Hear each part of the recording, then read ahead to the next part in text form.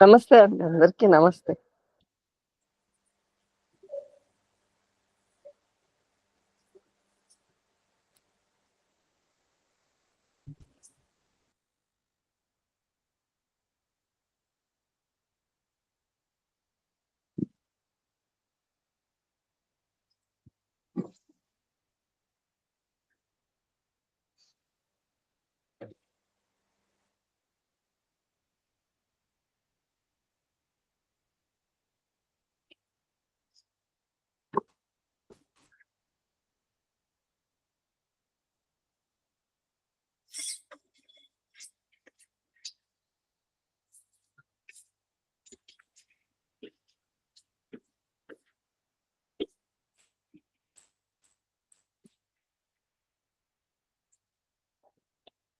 ఏం చేస్తున్నారు? సరే.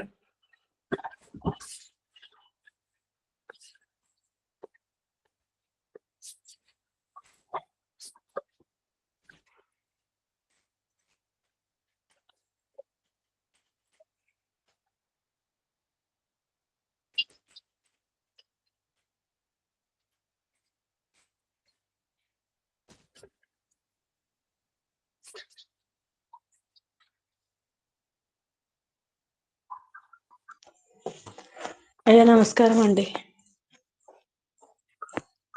నమస్కారం అమ్మ మాసుంబి గారు. నమస్తే అండి. నమస్తే. కర్నూలు బాగుందా?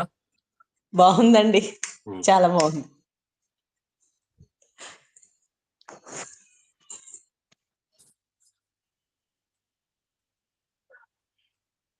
అది మా బాల బృందావనం కర్నూలు నెహ్రూ చిల్డ్రన్స్ పార్క్ అనే ఆ పేరిట ఒక పక్షులు అవి ఉండే చక్కటి ఉద్యానం ఒకటి ఉండేది.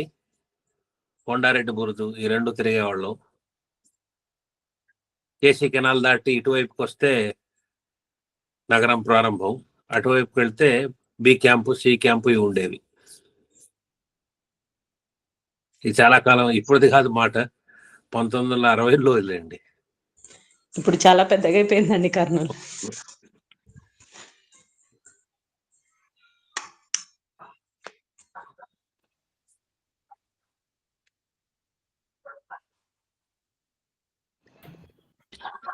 నేను కూడా కర్నూలు నుండిలా ఉన్నానండి. శుభం. మరి విజయవాడ క్యాంప్ లోనే పెరిగాను నేను. కర్నూలులో అండి? అవునండి. ఎక్కడ ఏ ప్రాంతంలో ఉండేవారు కర్నూలులో? ఏమండి? ఏబిసి క్యాంపులు బుధవారపేట ఏవో ఉన్నాయి కదా కర్నూలులో. సి క్యాంప్ అండి. ఇక్కడ ఏ క్యాంప్ దూరంలో ఉంది. అక్కడ ఇక్కడ బి క్యాంప్ సి క్యాంప్ ఒక చోట ఉన్నాయి చూడండి, రోడ్డు అవునండి. మేము బి 123లో ఉండేవాళ్ళం. కొన్నేళ్ల క్రితం వెళ్ళి చూసుకొని వచ్చాం మళ్ళీ. మేము 72 నుంచి ఉన్నామండి అక్కడ. 72 నుంచి నాన్నగారు రిటైర్ అయ్యేంత వరకు ఉన్నారు అక్కడ. చాలా బాగుండేది ఆ రోజుల్లో క్యాంప్ క్వార్టర్స్. అవును. ఇప్పుడు అంతా పడిపోయినాయండి. అవును, కొన్ని ఉన్నాయి ఉన్నాయి కానీ అన్ని శిథిలావస్థకు వచ్చేసాయి. అప్పుడు నేను 1వ తరగతి చదువుకున్న బీటీ కాలేజీ తర్వాత ఇప్పుడు సిల్వర్ జూబ్లీ గవర్నమెంట్ కాలేజ్ గా ఉంది. అవును, మేము అక్కడే చదువుకున్నాము. గవర్నమెంట్ గర్ల్స్ హై స్కూల్ ఎదురుగా ఉండేది, అక్కడ చదువుకున్నాం. అవునండి.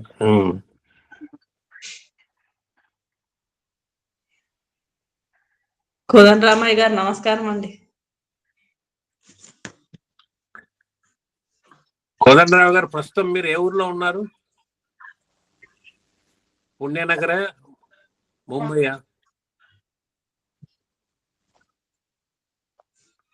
మ్యూట్ లో ఉన్నారు. భాగ్యనగరం. ఓహో, వచ్చేసారా? ఇప్పుడు పద్యాలు పాడించండి అయ్యా. అలాగే ఆర్య. ఇక్కడ 4 పిల్లలు ఉన్నారు. అరుణమ్మ గారు, మిగతా ఎవరైనా ఒకరిద్దరు పేర్లు నమోదు చేసుకోండి. మొదట టి కుబ్రహీన ఆలపిస్తుంది. ఒక్క నిమిషం, పేర్లు చెప్పండి. ఒక్కళ్ళ ఎవరు పడితే వాళ్ళని అంటే కాదు, మీరు ఒక పేరు ఇంకో ఇద్దరు పేర్లు చెప్పండి. అరుణ్ గారు, ఇంకెవరు అంతర్జాలంలో ఎవరున్నారో చూడండి సార్. రాంప్రసాద్ గారు ఒక జడ్జిగా న్యాయ నిర్ణేతగా వ్యవహరించండి. ఉంటాను. గత 2 దఫాలుగా నేను తప్పించుకున్నా. అవునవును. ధన్యుడిగా ఉన్నా నేను. ఇప్పుడు నేను ధన్యుడిని కాదు. చెప్పండి. డాక్టర్ షేక్ మస్తాన్ గారు. అయ్యా హనుమంతరావు గారు మోగబోవాలి. చూసుకోరా. సరే.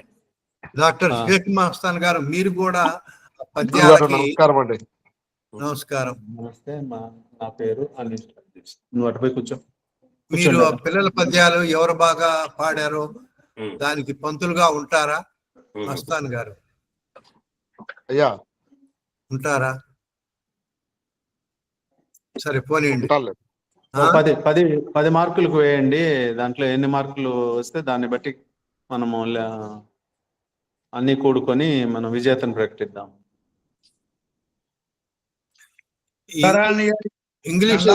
ఇంగ్లీష్ లెక్చరర్ ఇందిరారెడ్డి గారు ఉంటారా అమ్మా? నేను బయట ఉన్నాను, సరిగ్గా వినపడదండి. వాయిస్ అంటే ఈ వాయిస్ సరిగా రాకపోతే కూడా సమస్య. వాళ్ళు పాడినారో లేదో మనకు తెలియదు. వాయిస్ బాగా వచ్చేవాళ్ళు వేస్తే బాగుంటుంది. గతంలో నేను విజయవాడ నుంచి వింటే కూడా సరిగా వాయిస్ అక్కడికి రాలేదు. దాన్ని బట్టి మనం మార్కులు కూడా తక్కువ వేసే అవకాశం ఉంది. నేను కూడా ఇక్కడ మార్కులు వేస్తాను, ఎందుకంటే లైవ్ లో ఉంటాను కాబట్టి ఎవరు పాడతారో బాగా తెలుస్తుంది. అది కూడా ఒక సమస్య. నేరుగా పాడించడం కూడా ఒక సమస్య. మనకు అంతర్జాలంలో ఆ శబ్దము అంటే ఆశించిన స్థాయిలో మిగతా వాళ్ళకి కూడా అందుబాటులోకి రావడం లేదు. అది నేను విజయవాడలో ఉన్నప్పుడు పరిశీలించాను దాన్ని. ధన్యవాదాలు. ఇక అయ్యా మీకు అభ్యంతరం లేకపోతే నేను ఉంటానండి. ఉండండి. ముసంబి గారు ఉండండి, ఎట్లా ఉపాధ్యాయుని కదా. సరే, ముసంబి గారు కూడా వేయండి. మొదటి అమ్మాయి టి కుబ్రహీన, 5వ తరగతి. చెప్పమ్మా. అందరికీ నమస్కారం. నా పేరు టి కుబ్రహీన. నేను 5వ తరగతి చదువుతున్నాను. మా పాఠశాల పేరు మండల్ పరిషత్ ప్రాథమిక పాఠశాల. నేను 5వ తరగతి చదువుతున్నాను. మా గురువు గారి పేరు శ్రీ పత్తిపాటి రమేష్ గారు. నేను ఇప్పుడు ఒక సీత పద్యం చెబుతాను. తెలుగు భాష మనది తెలుగు ప్రాంతమురా, తెలుగు తల్లి కొరకు తెగువ చూపు. తెలుగు నేల మనది, తెలుగు గాలి మనది, తెలుగు భాషను నీవు వెలుగు నింపు. తెలుగు జాతి మనది, తెలుగు ఖ్యాతి మనది, తెలుగు నేర్చిన నీకు దిశను చూపు. తెలుగు భాషను కలుగు జయము నీకు, తెలుగు తనము చూపు మెలగమోయి. నీరు లేని చోట నిర్జీనమౌ చేప, చెట్టు లేని చోట పిట్టలేవి, భాష లేని చోట బ్రతుకులెట్లుండురా, భాష లేని చోట బ్రతుకులెట్లుండురా. పత్తిపాటి మాట పసిడి మూట. ధన్యవాదాలు. ఈ అమ్మాయి పేరు టి కుబ్రహీన. రెండో అమ్మాయి వజ్రాల దియా మనహ. అందరికీ నమస్కారం. నా పేరు వి దియా మనహ. నేను 5వ తరగతి చదువుతున్నాను. మా పాఠశాల పేరు మండల పరిషత్ ప్రాథమిక పాఠశాల. మా గురువు పేరు శ్రీ పత్తిపాటి రమేష్ నాయుడు, పాకాల మండల్, తిరుపతి జిల్లా. నేను ఇప్పుడు ఒక సీస పద్యం చెబుతాను. తెలుగు భాష మనది, తెలుగు ప్రాంతమురా, తెలుగు తల్లి కొరకు తెగువ చూపు. తెలుగు నేల మనది, తెలుగు గాలి మనది, తెలుగు నేర్చిన నీకు దిశను చూపు. తెలుగు భాషకు నీవు వెలుగు నింపు. తెలుగు జాతి మనది, తెలుగు ఖ్యాతి మనది, తెలుగు నేర్చిన నీకు దిశను చూపు. తెలుగు భాషను పల్క కలుగు జయము నీకు, తెలుగు తనము చూపి మెలుగుమోయి. నీరు లేని చోట నిర్జీవమౌ చేప, చెట్టు లేని చోట పిట్టలేవి, భాష లేని చోట బ్రతుకెట్లుండురా, పత్తిపాటి మాట పసిటి మూట. ధన్యవాదములు. లైవ్ లో పాడడం అంటే కొంచెం వీళ్ళకి కత్తి మీద సాము. నేర్చుకుని సెలెక్ట్ చేసిన వాళ్ళు కూడా కొంచెం తొందరపడుతున్నారు. పర్వాలేదు, ఎట్లయినా పాడాల్సిందే, తప్పదు. రండి రేష్మారా. నెక్స్ట్ తరువాతి అమ్మాయి రేష్మ. అందరికీ నమస్కారం. నా పేరు ఎస్ రేష్మ. నేను 5వ తరగతి చదువుతున్నాను. మా పాఠశాల పేరు మండల పరిషత్ ప్రాథమిక పాఠశాల, దామల చెరువు, పాకాల మండలం, తిరుపతి జిల్లా. మా గురువు గారి పేరు శ్రీ పత్తిపాటి రమేష్ నాయుడు. నేను ఇప్పుడు ఒక సీస పద్యం చెప్పబోతున్నాను. తెలుగు భాష మనది, తెలుగు ప్రాంతమురా, తెలుగు తల్లి కొరకు తెగువ చూపు. తెలుగు నేల మనది, తెలుగు గాలి మనది, తెలుగు భాష తెలుగు భాషను నీవు వెలుగు నింపు, తెలుగు జాతి మనది తెలుగు ఖ్యాతి మనది, తెలుగు నేర్చిన నీకు దిశను చూపు, తెలుగు భాషను పలుక కలుగు జయము నీకు, తెలుగు నేర్చిన నీకు తెలుగు తనము తెలుగు తనము చూపి వెలుగబోయి, నీరు లేని చోట నిర్జీవమౌ చేప, చెట్టు లేని చోట పిట్టలేవి, భాష లేని చోట బ్రతుకులెట్లుండురా, భాష లేని చోట బ్రతుకులెట్లుండురా. పట్టి పాటి మాట పసిడి మూట. ధన్యవాదములు. శుభరా.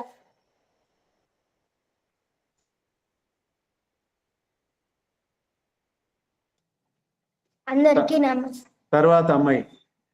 అందరికీ నమస్కారం. నా పేరు పి సబిహా. నేను 5వ తరగతి చదువుతున్నాను.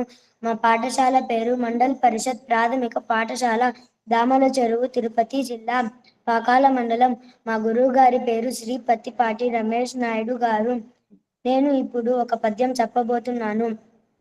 తెలుగు భాష మనది తెలుగు ప్రాంతమురా, తెలుగు తల్లి కొరకు తెగువ చూపు, తెలుగు నేల మనది తెలుగు గాలి మనది, తెలుగు భాషకు నీవు వెలుగు నింపు, తెలుగు జాతి మనది తెలుగు ఖ్యాతి మనది, తెలుగు నేర్చిన నీకు దిశను చూపు, తెలుగు భాషను పలుక కలుగ జయము నీకు, తెలుగు భాషను పలుక కలుగ జయము నీకు, తెలుగు తనము చూపి మెలుగు మోయి, నీరు లేని చోట నిర్జీవమో చేప, చెట్టు లేని చోట పిట్టలేవి, భాష లేని చోట బ్రతుకులెట్లుండురా, భాష లేని చోట బ్రతుకులెట్లుండురా. పత్తిపాటి మాట పసిడి మూట. అందరికీ నమస్కారం. ప్రస్తుతానికి 4 మాత్రమే ఇక్కడ పద్యాలాపనకు ఉన్నారు ఆర్య. ఇప్పుడు పోల సాయిజ్యోతి గారు పంపిన వీడియోను నేను యూట్యూబ్లో అప్లోడ్ చేశాను. ఆ వీడియోను కూడా నేను ప్లే చేస్తాను షేర్ స్క్రీన్ ద్వారా. ఒకసారి నాకు అనుమతి మంజూరు చేయవలసిందిగా కోరుచున్నాను. సరే, చేయండి. చేస్తాం. ఒకసారి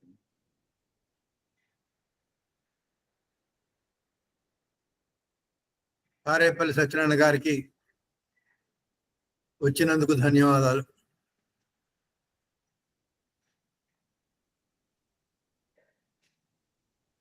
మీరందరూ కూర్చోండి. వెనకాల కాదు, ఇట్రా కింద కూర్చో, కింద కూర్చో.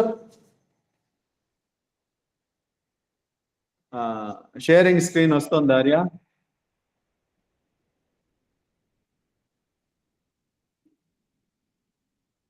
చప్పుడు రావటం లేదు.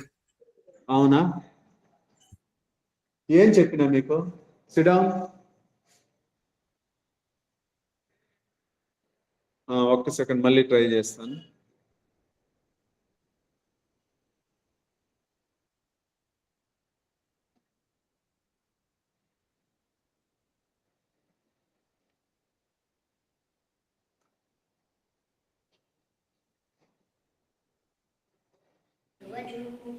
నా పేరు కావ్యశ్రీ. నేను 3వ తరగతి ఇప్పుడు వస్తుంది ఆర్య. తెలుగు భాష చిన్నగా వస్తుంది, పెంచండి కొద్దిగా. వాళ్ళు అలాగే పాడారు. తెలుగు తల్లి కొరకు తెగువ చూపు, తెలుగు నేల మనది తెలుగు గాలి మనది, తెలుగు భాషకు నీవు వెలుగు నింపు, తెలుగు జాతి మనది తెలుగు ఖ్యాతి మనది, తెలుగు నేర్చిన నీకు దిశను, తెలుగు భాషను పలుక కలుగు జయము నీకు, తెలుగు తనము చూపి వెలుగమోయి, నీరు లేని చోట నిర్జీవమౌ చేప, చెట్లు లేని చోట పిట్టలేవి, భాష లేని చోట బ్రతుకులెట్లుండురా. పత్తిపాటి మాట పసిడి మూట. నమస్కారములు గురుదేవి గారు. ఇది సార్ ఆర్య. నా దగ్గర ఉన్నటువంటి పిల్లలు పూర్తయింది. ఇంకెవరైనా అంతర్జాలంలో ఉంటే వాళ్ళు కూడా పద్యాలాపనలో పాల్గొనవచ్చు.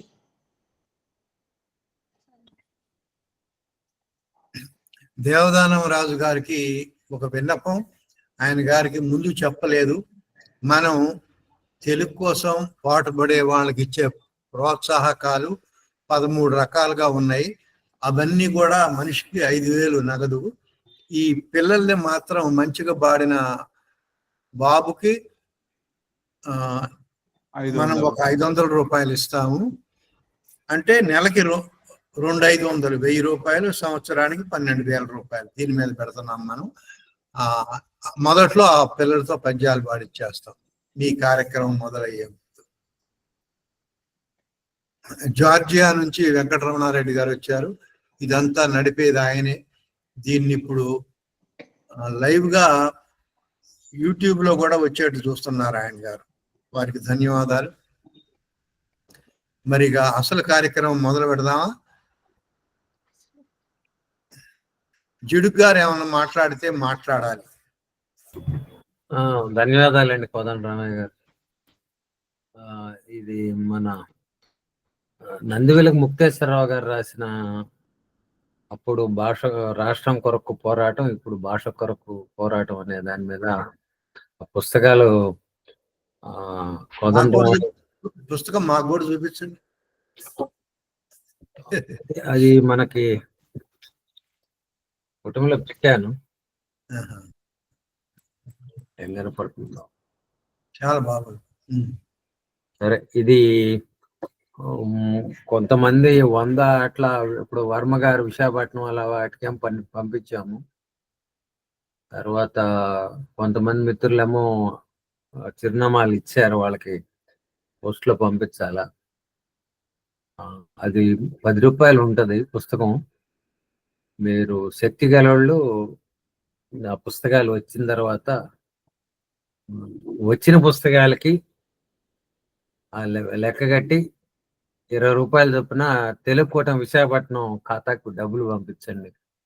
మన ఖాతా తెరిచాము, అందుట్లో డబ్బులు లేవు. ఏదన్నా ముందు కార్యక్రమాలకి మన డబ్బులు కావాలన్నా కూడా ఇబ్బందే. కాబట్టి శక్తి కలిగిన వాళ్ళు, శక్తి లేని వాళ్ళకి వదిలేయండి. మనం వచ్చిన మీరు మీ మిత్రులకి మీరు చదువుకోండి. అవకాశం ఉన్న వాళ్ళ సంగతి నేను అడుగుతా ఉన్నాను. ఎందుకంటే ముందు మళ్ళా ఇదే పుస్తకం కూడా మన మిత్రులు ఎవరన్నా ఇంకా కావాలి, ఎందుకంటే చిన్న పుస్తకం, అది 32 పేజీలే. అది బాగుంది అనిపిస్తే మళ్ళా ఇంకోసారి ముద్రణకి కూడా మనకు డబ్బులు కావాలి. ప్రస్తుతానికి తానా వాళ్ళు మన కోదండ రామయ్య గారి ద్వారా డబ్బులు పంపించారు కాబట్టి అవి ముద్రించాం. ఆసక్తి ఉన్నవాళ్ళు నాకు నా వాట్సాప్ నంబర్కి మీకు ఎన్ని పుస్తకాలు కావాలి, మీ చిరునామా ఏంటి అనేది పంపించారు. నా ప్రకటన అయిందండి. ధన్యవాదాలు.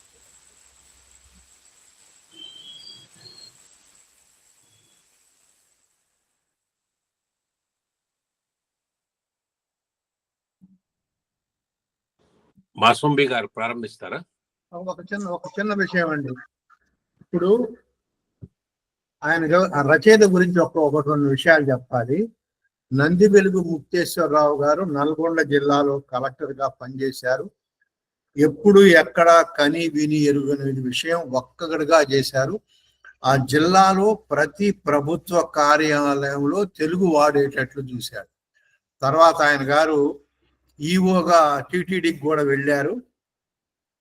ఆయన గారు రాసిన 2 తెలుగు పుస్తకాలు మన వలగూడులో ఉన్నాయి, వెబ్సైట్లో తెలుగు కూటమి .org KOO కూటమి కొడితే అందులో ఆ పుస్తకాలు కూడా కనపడతాయి. మీరు ఊరకనే దీన్ని చదువుకోవచ్చు. అయితే ఇప్పుడు ఆయన ఏం ఆలోచించాడంటే, మనం ఎంత గొడవ చేస్తున్నా కానీ తల్లిదండ్రుల మనసుల్లో ఎందుకు మార్పు రావట్లేదు, తెలుగు మాధ్యమం చెప్పిద్దామన్న ధైర్యం ఎందుకు రావట్లేదు అన్నది ఆలోచించి, మీ పిల్లల్ని తెలుగు మాధ్యమంలో చేర్పించండి అనగానే తల్లిదండ్రులు ఏమంటారు, వాళ్ళ ప్రశ్నలు ఏమేస్తారు, వాళ్ళ అనుమానాలు ఏంటి, ఇవన్నీ ఆయన ప్రశ్నలుగా రాసుకొని 40 ప్రశ్నలుగా రాసుకొని ప్రశ్న దాని సమాధానం, ప్రశ్న దాని సమాధానంగా రాశాడు. ఇది మన జిడుగు గారు ఓపికగా దాన్ని 3500 పుస్తకాలు అచ్చు వేయించారు. ఆయన దగ్గర ఆ ఊళ్ళో ఆడవారు ఆయనతో పాటు పొద్దున్నే కాలినడకకి వచ్చేవారు, అందరూ కలిపి వారు ఒక 1500 పుస్తకాలు వేశారండి వారి వరకే. ఇది చాలా మంచి కార్యక్రమం, చాలా తక్కువ ధరే. మీరు ఎవరికైనా ఇవ్వటం కూడా తేలికే. ఇచ్చేటప్పుడు మాత్రం మరీ ఊరకే ఇవ్వకండి. మరీ ఊరకి ఇస్తే వాడు చదవడు, అక్కడే పారేసిపోతాడు. కొన్నాను అన్న అనుభవం అభిప్రాయం ఉంటేనే వాడు ఇంటికి పోయి చదువుతాడు. మరి ఎంతకి ఇవ్వాలన్నది మీ ఇష్టం. 10 రూపాయలు అయితే బాగుంటుంది, ఎవరికి కష్టం కాదు. టీ కాఫీ అన్నా కానీ వాళ్ళు రేపు 10 రూపాయల కన్నా ఎక్కువే ఉంది, అందుకని ఎవరైనా ఇస్తారు. అది నేను ముందు దాంట్లో వారికి దేవదాన రాజు గారు చెప్పలేదు కాబట్టి మన్నించాలి, ఇప్పుడు జరుగుతుంది. ఇప్పుడు ఇక అమ్మ ముందు మాట. కార్యక్రమంలో పాల్గొంటున్న పెద్దలందరికీ నమస్కారం అండి. నేటి ఈ కార్యక్రమంలో సదా తరగని మక్కువ, తెలుగు సాహిత్యం పట్ల ఆదర్శాభ్యుదయ భావజాలాల కలబోత దాట్ల గారి గురించి నా చిన్న పరిచయం. దాట్ల దేవదానం రాజు గారు మార్చి 20, 1954లో జన్మించారు. వీరు ఎంఏ ఆర్థిక శాస్త్రము, ఎంఏ తెలుగు, ఎంఈడి చేశారు. కథకుడిగా, కవిగా, చిత్రకారునిగా, విమర్శకునిగా, నవలాకారునిగా, యాత్రా రచయితగా అనేక పుస్తకాలు రచించారు. 5 కథా సంపుటులు మరియు 7 కవితా సంపుటుల్లో వానరాని కాలము, గుండె తెరచాప, మట్టికాళ్ళు, లోపలి దీపం, నది చుట్టూ నేను, పాఠం పూర్తయ్యాక, దోసిల్లో నది అనేవి రాశారు. తర్వాత 2 దీర్ఘ కవితలు, చరిత్ర గ్రంథాలు, రాజకీయ వ్యంగ్య కథనాలు, ఇలా చాలా రాశారు. వీళ్ళు కోడి పందాల నేపథ్యంలో బరిలో అనే రచనలు కూడా వెలువడ్డాయి. త్వరలో మనసు లోపలి నీడ కథా సంపుటి రాబోతుంది. వీరికి జిల్లా, రాష్ట్ర స్థాయి ఉత్తమ ఉపాధ్యాయ పురస్కారాలు, అలాగే పుదుచ్చేరి ప్రభుత్వం వారు కలైమామణి, తెలుగు రత్న పురస్కారాలు, గుంటూరు వారిచే యానాం కథలకు రాష్ట్ర స్థాయి పురస్కారాలు, విశాఖ వారు అక్షర గోదారి అని, ఇంకా ఉత్తమ చరిత్ర గ్రంథ పురస్కారము ప్రజాపత్రిక వారు, డాక్టర్ పరచూరి రాజారాం సాహితీ పురస్కారము, కందుర్తి శత జయంతి, ఫీవర్స్ ఫ్రాంట్ ప్రతిభా పురస్కారము, తెలుగు విశ్వవిద్యాలయం కీర్తి పురస్కారము, మధుశ్రీ కథా గౌరవ పురస్కారము, ఇంకా అనేక అవార్డులు అందుకున్నారు వీరు. తమిళం, కన్నడం, మలయాళం, ఫ్రెంచ్, ఇంగ్లీష్, హిందీ భాషల్లోకి కథలు, కవితలు అనువాదం అయ్యాయి. అనుభవాల పునాదిపై స్థానీయత ప్రతిబింబించే కథలు రాయడానికి వీరు ఎక్కువగా ఇష్టపడతారు. అలాగే శిల్పంలోని మెలకువలను ఆకలింపు చేసుకొని వస్తువును హృద్యమైన కథగా మలచడం వీరిది ప్రత్యేకమైన శైలి. 2002లో ప్రచురించిన దాట్ల దేవదానం రాజు కథలు దీనికి తార్కాణము. వీరు నవంబర్ 2012లో కథా యానం వర్తమాన కథపై చర్చాగోష్ఠిలో 100 మందితో, అది కూడా పడవలో నిర్వహించారండి. 100 మంది లబ్ధ ప్రతిష్ఠులైనటువంటి కథకులు ఆంధ్రప్రదేశ్ నలుమూలల నుంచి వచ్చి పాల్గొనడం జరిగింది. తెలుగు సాహిత్యం పట్ల వీరికి ఉన్న మిక్కిలి మక్కువ, ఉదావాహం, అనుభవాల పునాదిపై స్థానీయత ప్రతిబింబించే కథలు రాయడం వీరు ఎక్కువగా ఇష్టపడతారు. వీరు 2012 నుంచి ప్రతి ఏటా ఒక కవిని, ఒక కథకుడిని 10,000 రూపాయల బహుమానంతో సత్కరిస్తున్నారు. పలు పుస్తకాలు పొందిన కథకుడు, కవి, చరిత్రకారుడు, యాత్రా రచయిత, ఉత్తమ ఉపాధ్యాయులైన దాట్ల దేవదానం రాజు గారు మన తెలుగు కూటమిపై ఈరోజు తెలుగు నుడి సాహిత్య వారసత్వ సంపద అనే ఊసుపై వారు మాట్లాడతారు. వారిని వేదికకు సాదరంగా ఆహ్వానిస్తూ నమస్కారం అండి. ధన్యవాదాలు. అయ్యా, మీరు మోగబోయి ఉన్నారు. ఆ మైక్ గుర్తు మీద వేలు పెట్టి ఇలా అనండి. నమస్తే అండి. నమస్కారం. వినపడుతుందండి? మాటలు వినపడుతుందా? సరే. ఈ రచ్చబండ కార్యక్రమంలో అంతర్జాలంగా పాల్గొంటున్నటువంటి తెలుగు భాషాభిమానులందరికీ దండాలు. ఈ రచ్చబండ గురించి పాడిపల్లి కోదండరామయ్య గారు నాకు ఒక 3-4 నెలల క్రితం ఒకసారి నన్ను పలకరించి అడిగారు. అయితే అప్పుడు నేనున్న పరిస్థితుల్లో వీలు కాదని నేను అంగీకారం తెలపలేదు. తర్వాత 2-3 రోజుల క్రితం మళ్ళీ నన్ను చూడడంతో నేను ఇంకా కాదనలేకపోయాను. అయితే ఇప్పుడు నేను ఈ అచ్చ తెలుగులో కోదండరామయ్య గారు చేస్తున్న తెలుగు భాషని బతికించుకోవడం కోసం, దాన్ని ఊరూరా జనంలో తెలుగు భాష పట్ల మక్కువ కలిగించడం కోసం చేస్తున్నటువంటి ఈ కార్యక్రమాలు ఎంతో మంచివి. భవిష్యత్తులో దీనికి సంబంధించిన ఫలితాలు మనకి కనపడతాయి.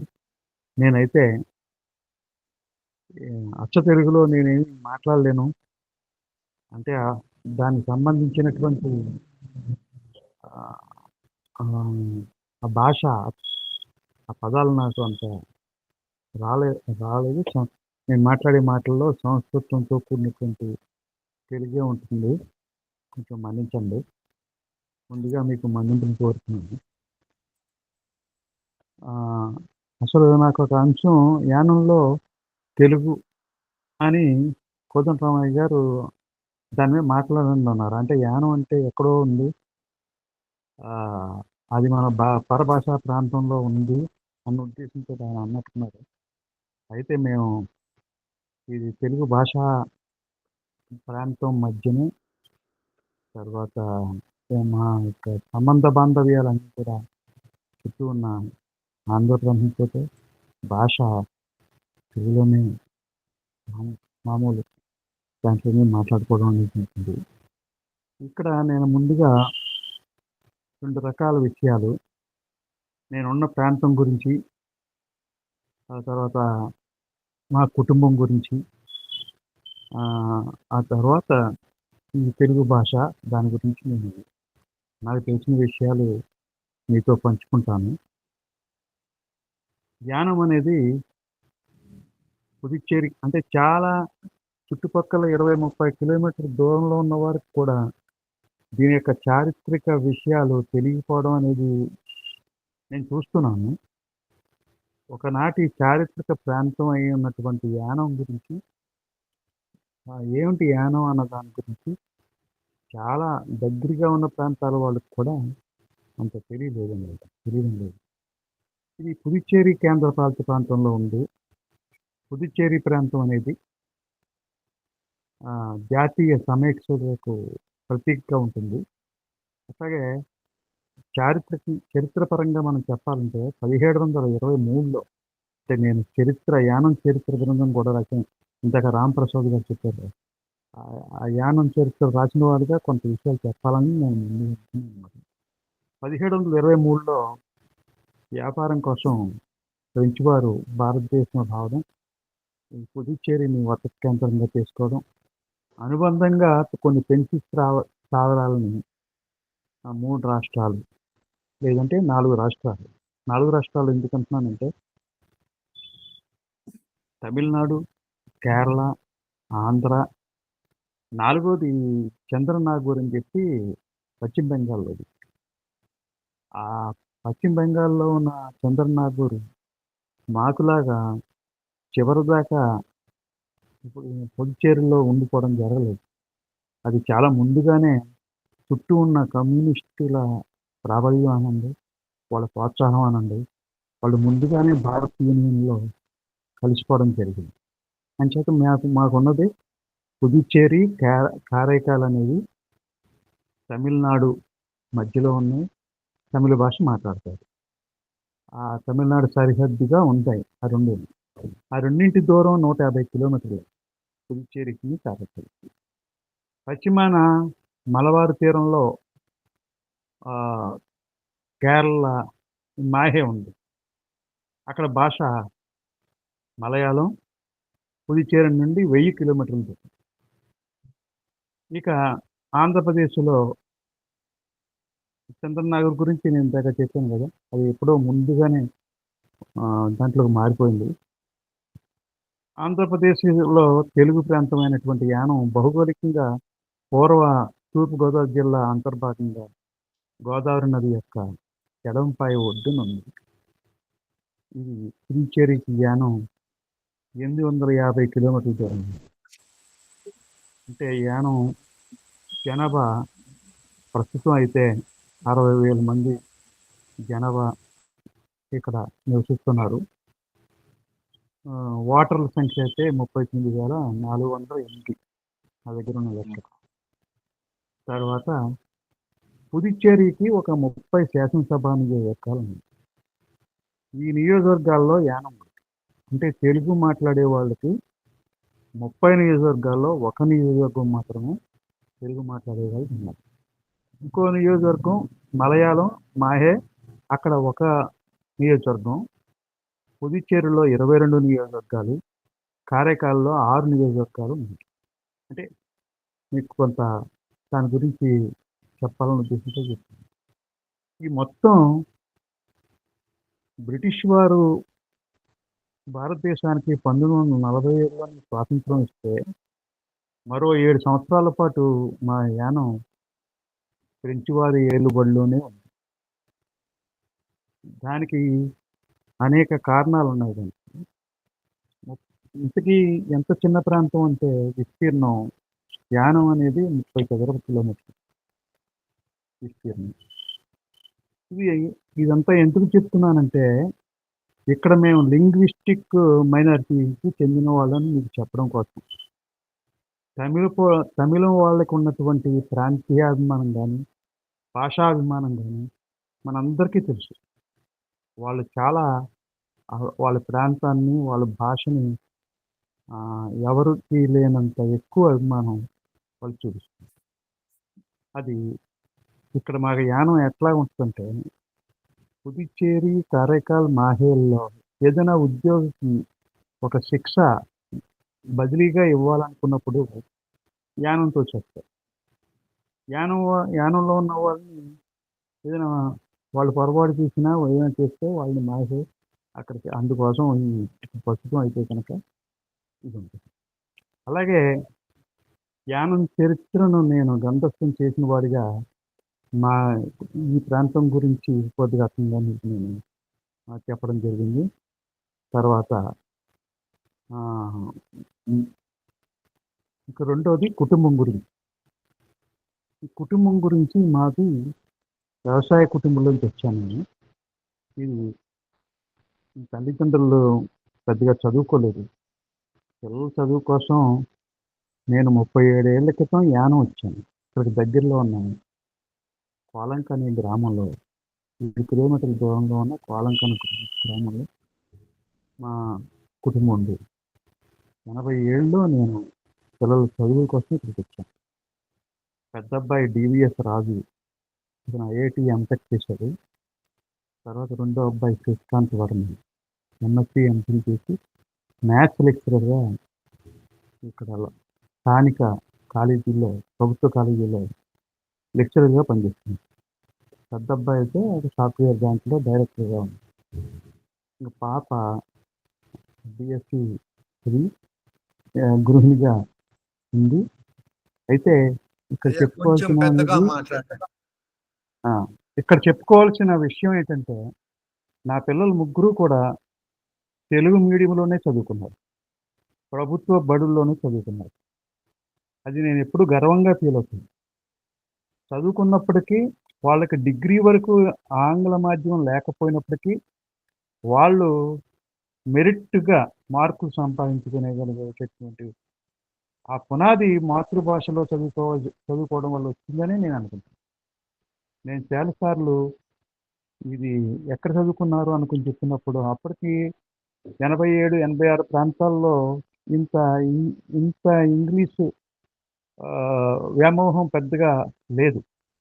దాని మీద వాళ్ళంతటా వాళ్ళు తెలుగుగా నేను టీచర్గా 35 సంవత్సరాలు పరిసర గ్రామాల్లో పనిచేశాను, జ్ఞానంలో కాదు. ఇక నా పుట్టుక నేపథ్యం కూడా ఒక మాట చెప్పాలి. నా ముందు 11 మంది 20 రోజులు 30 రోజులు రాకుండానే చనిపోవడం జరిగిందంట. నేను 12వ వాడిని. నాకు 20 రోజులు నెల అవగానే మా తల్లిదండ్రులకి నేను బతకడతాననే ఒక దాంతో పిఠాపురం మిషనరీ హాస్పిటల్, అంటే మా అమ్మగారు ఆంధ్రప్రదేశ్లో ఎక్కడ బాగుంటుందంటే అక్కడికి వెళ్ళి పురుడు పోసుకోవడం చేశారు. ఇది పిఠాపురం మిషనరీ హాస్పిటల్లో నేను పుట్టాను. వీళ్ళిద్దరూ అక్కడికి వెళ్ళి మా అబ్బాయికి మీ పేరే పెట్టుకుంటా ఉన్నారంట. వీళ్ళు ఆ సంతోషం కొలిది పెట్టుకుంటామంటే ఆవిడ వారించి నా పేరు వద్దని ఏదో చేతుల్లో పొత్తుల్లో పెట్టి ప్రార్థన ఏదో చేసి దేవుడిచ్చిన దానం. ఆ తర్వాత తోకగా కులవాచకం ఒకటి చివర తగిలించారు. అది నా యొక్క దానికి సంబంధించినటువంటి పుట్టుక నేపథ్యం, కుటుంబ నేపథ్యం. ఇంకా చదువు పట్ల అవగాహన శ్రద్ధతోటి ఉంటే ఆ తర్వాత కాలంలో ఇంగ్లీష్‌లో కూడా మా పిల్లల్లాగా ఖచ్చితంగా మంచి అంటే ఆ చదువు పట్ల ఉండేటటువంటి శ్రద్ధే వాళ్ళని మంచి మెరిట్‌గా తీర్చిదిద్దని అనిపిస్తుంది.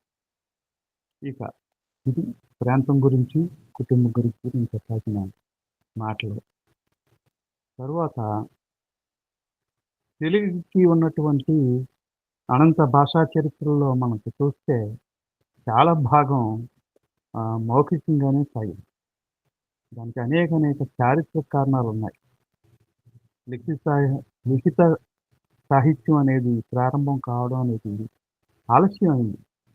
ఎందుకంటే దాని కారణాలు ఇప్పుడు మనం చెప్పుకుందాం. లిపితో భావ వ్యక్తీకరణ చేసుకుంటున్నాం మనం ఇప్పుడు. మాట్లాడడంతో పాటు రాస్తున్నాం. మన ఈ స్థితికి రావడానికి ఒక్కసారిగా వచ్చేయలేదు. వేల సంవత్సరాల సమయంలో ఈ లిపి అనేది మనకి ఈ రూపంలో ఈ రోజు ఎంతో పరిణామక్రమం ఈ లిపిలో ఉంది. భాషను కేవలం అక్షరాల సముదాయంగానో లేకపోతే పదాల సముదాయంగానో చూడకూడదు. ఆ అక్షరాలు, ఆ పదాలు వెనుక మన సంస్కృతి దాగి ఉంది, మన చరిత్ర దాగి ఉంది. చరిత్రను చెప్పుకోవాల్సి వస్తే క్రీస్తు పూర్వం 6వ శతాబ్దం నాటికే తెలుగు జాతి ఏర్పడింది. 6వ శతాబ్దం నాటికే తెలుగు జాతి ఏర్పడిందంటే మనకు చరిత్రకారుల యొక్క విశ్లేషణ. అయినా సరే తెలుగుకు ప్రాచీన హోదా అనే దాన్ని సంపాదించడం కోసం, సాధించడం కోసం దాని గురించి ఆత్మగౌరవ పోరాటం చేయాల్సి రావడం మనందరికీ తెలిసిన విషయం. కొంచెం పెద్దగా మాట్లాడండి. ముఖ్యంగా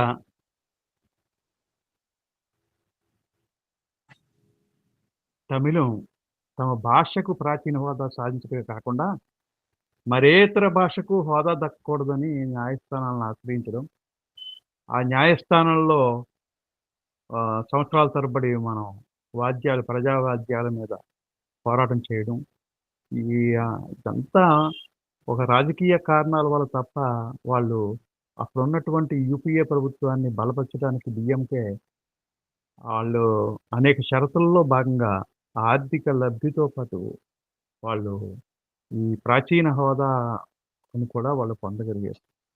తర్వాత ఈ ప్రాచీన హోదా మన తెలుగుకి వచ్చినా కానీ దాని ఫలితాలు ఏంటో అన్నది మనకి ప్రత్యక్షంగా మనకి ఏం కనపడడం ప్రస్తుతానికైతే నాకైతే తెలియడం లేదు.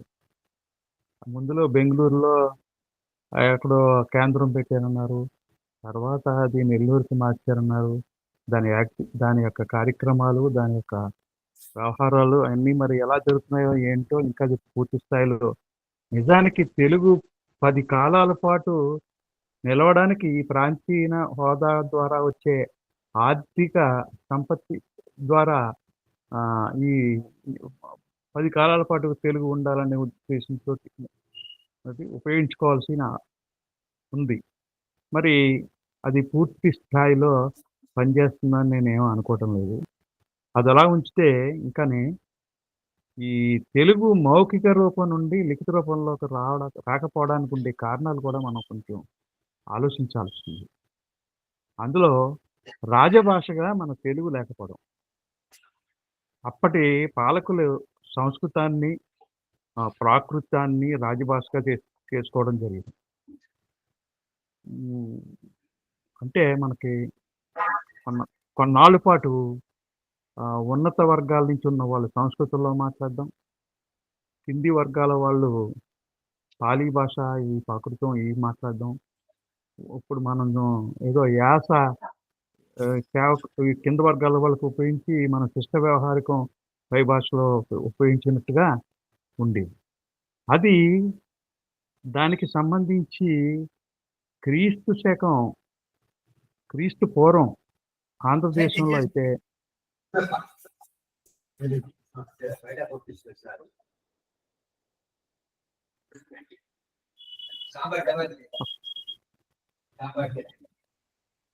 అందులో అయితే ప్రాకృతం అనేది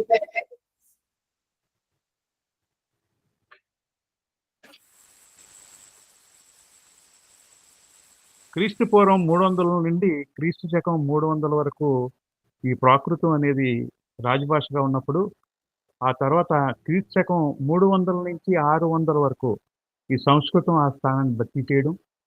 నిజం చెప్పాలంటే బౌద్ధులు తమ యొక్క తత్వశాస్త్రాన్ని ప్రజల భాషలోనే ప్రచారం చేయాలనుకోవడం వలన తెలుగుకి కాస్తంత ఆదరణ తగ్గిందని మనకి ఆ ప్రచారం వాళ్ళు తెలుగుని ఉపయోగించుకోవడం వలన అది ప్రచారంలోకి వచ్చిందని చెప్పేసి అంటారు.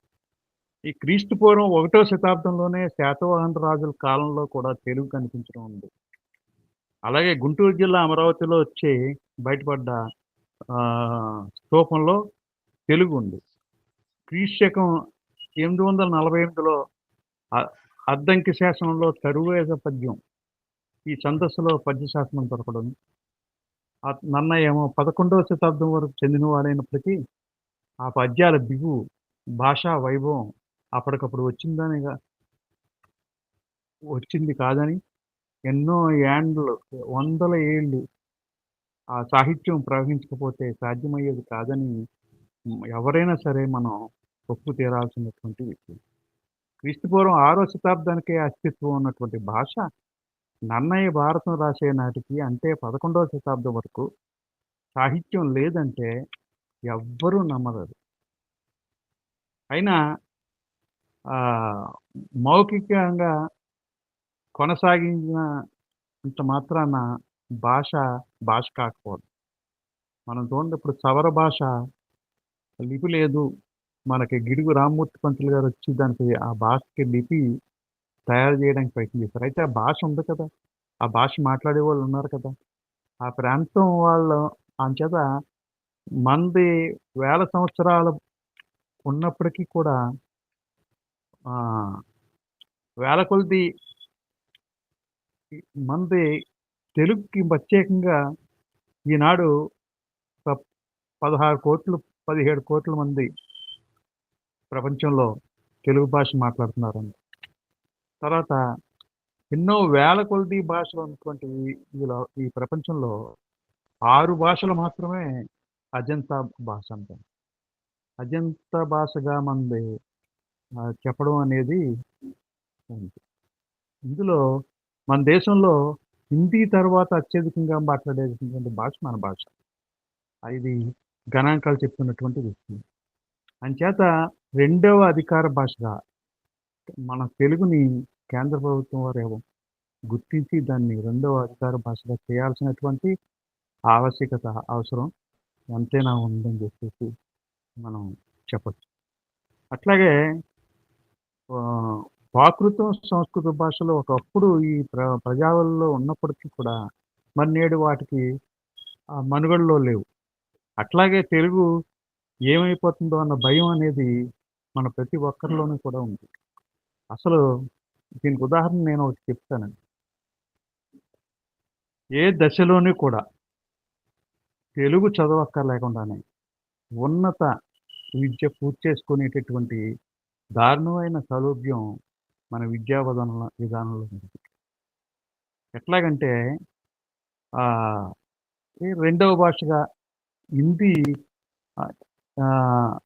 8వ తరగతి వరకు హిందీ 2వ భాషగా తీసుకుంటున్నారు. అలాగే 9, 10 తరగతులు వచ్చేటప్పటికి సంస్కృతం, ఇంటర్మీడియట్ వచ్చేటప్పటికి మాకైతే ఇక్కడ ఫ్రెంచి, ఇట్లా ఎక్కువ మార్కులు వర్ణక్రమాలతోటే ఎక్కువ మార్కులు సాధించే మార్కుల యొక్క ప్రాతిపదికన దాన్ని ఆ భాషను తీసుకోవడం జరుగుతుంది. అట్లాగా ఇంజనీర్లు, డాక్టర్లు వీళ్ళు అసలు ఏ తరగతి గదిలో 1 సంవత్సరం కూడా తెలుగు చదవక్కలేకుండా, తెలుగు అనే వాచకం వాళ్ళకి చూడకుండా వాళ్ళు ఉన్నత చదువులు పూర్తయిపోయే దౌర్భాగ్యం మనం చూస్తున్నాం. ఇది ఉదాహరణగా మన చుట్టూ ఉన్న మన కుటుంబంలో ఉన్న వీటిని కూడా మనం చెప్పచ్చు. తర్వాత తల్లిదండ్రులు కూడా ముఖ్యంగా ఈ చిన్నప్పటి నుంచి భాష పట్ల ఒక రకమైన దాన్ని ఏమంటారు, దాన్ని పిల్లల్లో మన ఇంట్లో తెలుగు మాట్లాడుతున్నా ఇంగ్లీష్‌లో మాట్లాడాలి అనే ఒక బలవంతం పెట్టి పిల్లల్ని అంటే కొన్ని విద్యా సంస్థలు కూడా ఉన్నాయి. అవి ఆహ్, తెలుగులో మాట్లాడితే పొరపాటున జరిమానా కూడా విధించే విద్యా సంస్థలున్నాయి. అట్లాంటి పరిస్థితుల్లో భాషకి ఇంగ్లీషు అవసరమే ఉపాధి కోసమన్నా, దేనికోసమన్నా. అయితే తెలుగు పట్ల శ్రద్ధ వహించేలాగా తల్లిదండ్రులు, ఉపాధ్యాయులు ఖచ్చితంగా వాళ్ళకి చెప్పాలి. అంటే దానికి మాతృభాషలో విద్యాబోధన జరిగితే ఆ సబ్జెక్ట్ పట్ల అవగాహన కలుగుతుందనే ఒక జ్ఞానం ఉండాలి. ఇందులో ఇక్కడ నేను ఆహ్,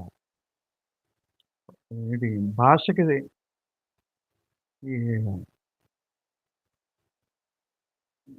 ఎప్పుడైతే తెలుగు వాళ్ళకి ఒక పరిచయంగా కొంతగా లేకపోయిందో దాన్ని ఆహ్, మనకున్నటువంటి అపారమైనటువంటి సాహిత్య వారసత్వ సంపద ఉంది. అనే అనేక ప్రక్రియలతోటి గొప్పగా అనేక లక్షలాది పుస్తకాలు, లక్షలాది భావ ప్రసారం చేసేటటువంటి వ్యవహారాలు ఉన్నాయి. అయితే వాటిని అందిపుచ్చుకునే తరాన్ని మనం కోల్పోతున్నాం. వాళ్ళు ఆఖరికి మనం ఏదైనా ఒక సమావేశం గాని, సభ గాని నిర్వహించినప్పుడు 50 ఏళ్ళు లోపులో ఉన్న వాళ్ళని కూడా ఆ సభలో మనం చూడలేకపోతున్న విషయాన్ని మనందరికీ తెలుసు. దీంట్లో ఈ తరాన్ని తయారు చేసుకోవడంలో ఒక విషయం నేను ఇక్కడ చెప్పాలి. ఇంట్లో పెరుగుతున్నటువంటి పిల్లకి లేతే పిల్లాడికి చంద్రుడు అన్నం అంటే వాడికి చంద్రుడు అంటే తెలియట్లేదు. మూన్ అని చెప్పి వాడికి చెప్తేనే గాని దాని యొక్క అపదార్థం తెలియట్లేదు. అంతలాగా పిల్లల్ని తయారు చేయడం అనేది అదొక గొప్పతనంగా ఫీల్ అవుతుంది. అది అట్లాగా మనం అసలు కొంచెం కూడా మావాడు తెలుగు మాట్లాడకుండా మాట్లాడతాడు, ఇంగ్లీషే మాట్లాడతాడు అనుకోవడం అది గొప్పతనంగా భావించేటటువంటి తల్లిదండ్రులు కూడా నేను చూశాను. దీనికి సాహిత్యానికి సంబంధించిన విషయానికి వాళ్ళకి పరిచయం అయ్యేటటువంటి దశ ఏది లేకపోవడం వలన ఏం చేయాలంటే ఉపాధ్యాయులుగా, తల్లిదండ్రులుగా పాఠ్యాంశాయేతరంగా తెలుగు చదవడానికి వాళ్ళు ప్రయత్నించేలాగా మనం కృషి చేయాల్సి ఉంది. అంటే అలాగే తప్పులు లేకుండా తెలుగు రాయడం అనేది తెలుగు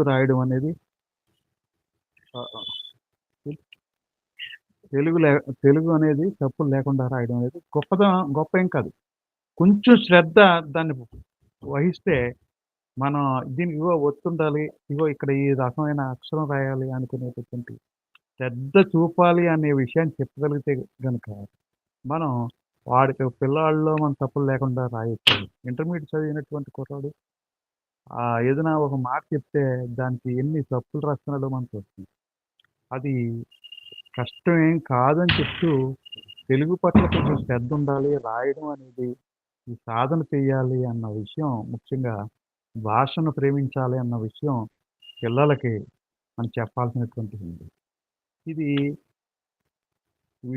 విద్యాలయాల్లో ఖచ్చితంగా మాతృభాషలో బోధన చేయాల్సినటువంటి చారిత్రకమైన అవసరం ఎంతైనా ఉంది. దానికి సంబంధించి ప్రభుత్వాలు మరి కృషి చేయాలి. సాహిత్యానికి సంబంధించినటువంటి కొన్ని విషయాల్లో నేను ఇక్కడ మీకు 2 విషయాలు మీకు చెప్తాను.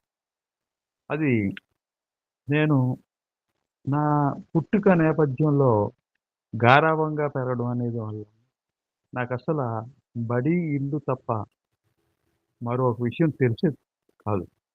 నాకేమన్నా తెలిసింది అంటే అది నా అంతటి నేను సాహిత్యం చదవడం ద్వారా మాత్రమే నేను తెలుసుకోగలిగాను. అంటే ఏంటి, మనుషుల స్వభావాలు అవనండి, ప్రాంతాల్లోని భాషకు సంబంధించినటువంటి పలుకుబడులు అవనండి, ఆయా ప్రాంతాల్లోని జీవన వాస్తవికత ఏదైతే ఉందో అది కూడా ఇవన్నీ కూడా నాకు సాహిత్యం ద్వారానే తెలిసే తప్ప నేను ఊరు దాటి బయటికి వెళ్ళనటువంటి పరిస్థితిలో నా కాలంలో నా వయసులో చాలా కాలం గడిచిందని మీకు నేను చెప్తున్నాను. సాహిత్యం అనేది మనుషులోని ఆ సంస్కారం అనేది అలవడడానికి ఉపయోగపడుతుంది. అట్లాగే సానుకూల దృక్పథంతో మనుషులను అర్థం చేసుకోవడానికి కూడా ఉపయోగపడుతుంది. మనం ఇది చదువుకున్న మూర్ఖుడు అంటాం. అట్లాంటి సంస్కారం లోపించిన వాడిని మనం అట్లాగా చదువుకున్న వాడు ఎప్పుడూ కొంచెం ఆ రకంగా ఆ ఆ, ఇప్పుడు వస్తున్నటువంటి సాహిత్యానికి సంబంధించి కూడా ఒక మాట, కథలు కానీ కవిత్వం కానీ అద్భుతమైన రీతిలో ఒక సామాజిక చరిత్రను నమోదు చేసేలా ఉన్నాయి. అవి మనుషులు వర్గాల్లో సామాజిక వర్గాల యొక్క అలవాట్లు అవి చెప్పుకోవడం ఒకప్పుడు సిగ్గుగా, లేకపోతే అదొక హీనమైన పరిస్థితిగా అనుకునే వాళ్ళ నేడు ఒక గౌరవాన్ని ప్రకటించే విధంగా చూడడం అనేది గొప్ప పరిణామంగా మనం చెప్పాలి. అందులో అట్లాంటి సాహిత్యం రాయడానికి అన్ని సామాజిక వర్గాల్లోంచి ప్రజలు వచ్చి ఆ రకమైన సాహిత్యాన్ని వెలువరించడం అనేది నేడు సాహిత్యంలో మనం చూస్తున్నటువంటి విషయం. ఇది ఇక నేను నా కథలకు సంబంధించి కూడా కొన్ని మాటలు చెప్పి మొదలుపెట్టాను. ఇందులో చరిత్ర రాసిన వాడిగా నేను ముందు అందులోని సంఘటనల్ని దృష్టిలో పెట్టుకుని వాటిని దృశ్యమానం చేయడానికి నేను యానం కథలో 2 సంపుటాలు వెలువరించడం జరిగింది. అంటే చరిత్రను చరిత్రగా కాకుండా కథల రూపంలో వాటికి పాత్రలను సృష్టించి ఆ సంఘటనలకి ఒక దృశ్యాన్ని కల్పించి సంభాషణ చేసి దాన్ని చెప్పాలనేటటువంటి ఆశయంతో నేను ఆ 2 సంపుటాల యానం కథలు రాశాను. అట్లాగే నాకు ఒక శీర్షిక గోదావరితోటి కలిపి ఏదైనా ఒక శీర్షికను ఇచ్చినట్టయితే ఆ శీర్షికని ఆధారం చేసుకుని నేను కథలు రాశాను. అంటే ఒక ఫేస్బుక్ మాధ్యమం ద్వారా నేను ఒక ప్రకటన ఇచ్చి గోదావరి పదం ఉండేలాగా ఒక శీర్షిక ఇవ్వండి అని అడిగితే వాళ్ళు ఇచ్చిన శీర్షికని నేను కథన చేశాను. అంటే అది ఒక ప్రయోగంగా అనుకోను. నాకు ఆ కథ రాయడానికి, అట్లాంటి కథ రావడానికి ఆ శీర్షికే నాకు ఒక దారి చూపించింది. అట్లా దాన్ని శ్రీరమణ గారు, శ్రీకాంత్ శర్మ గారు లాంటి వాళ్ళు ముందు మాట రాశారు.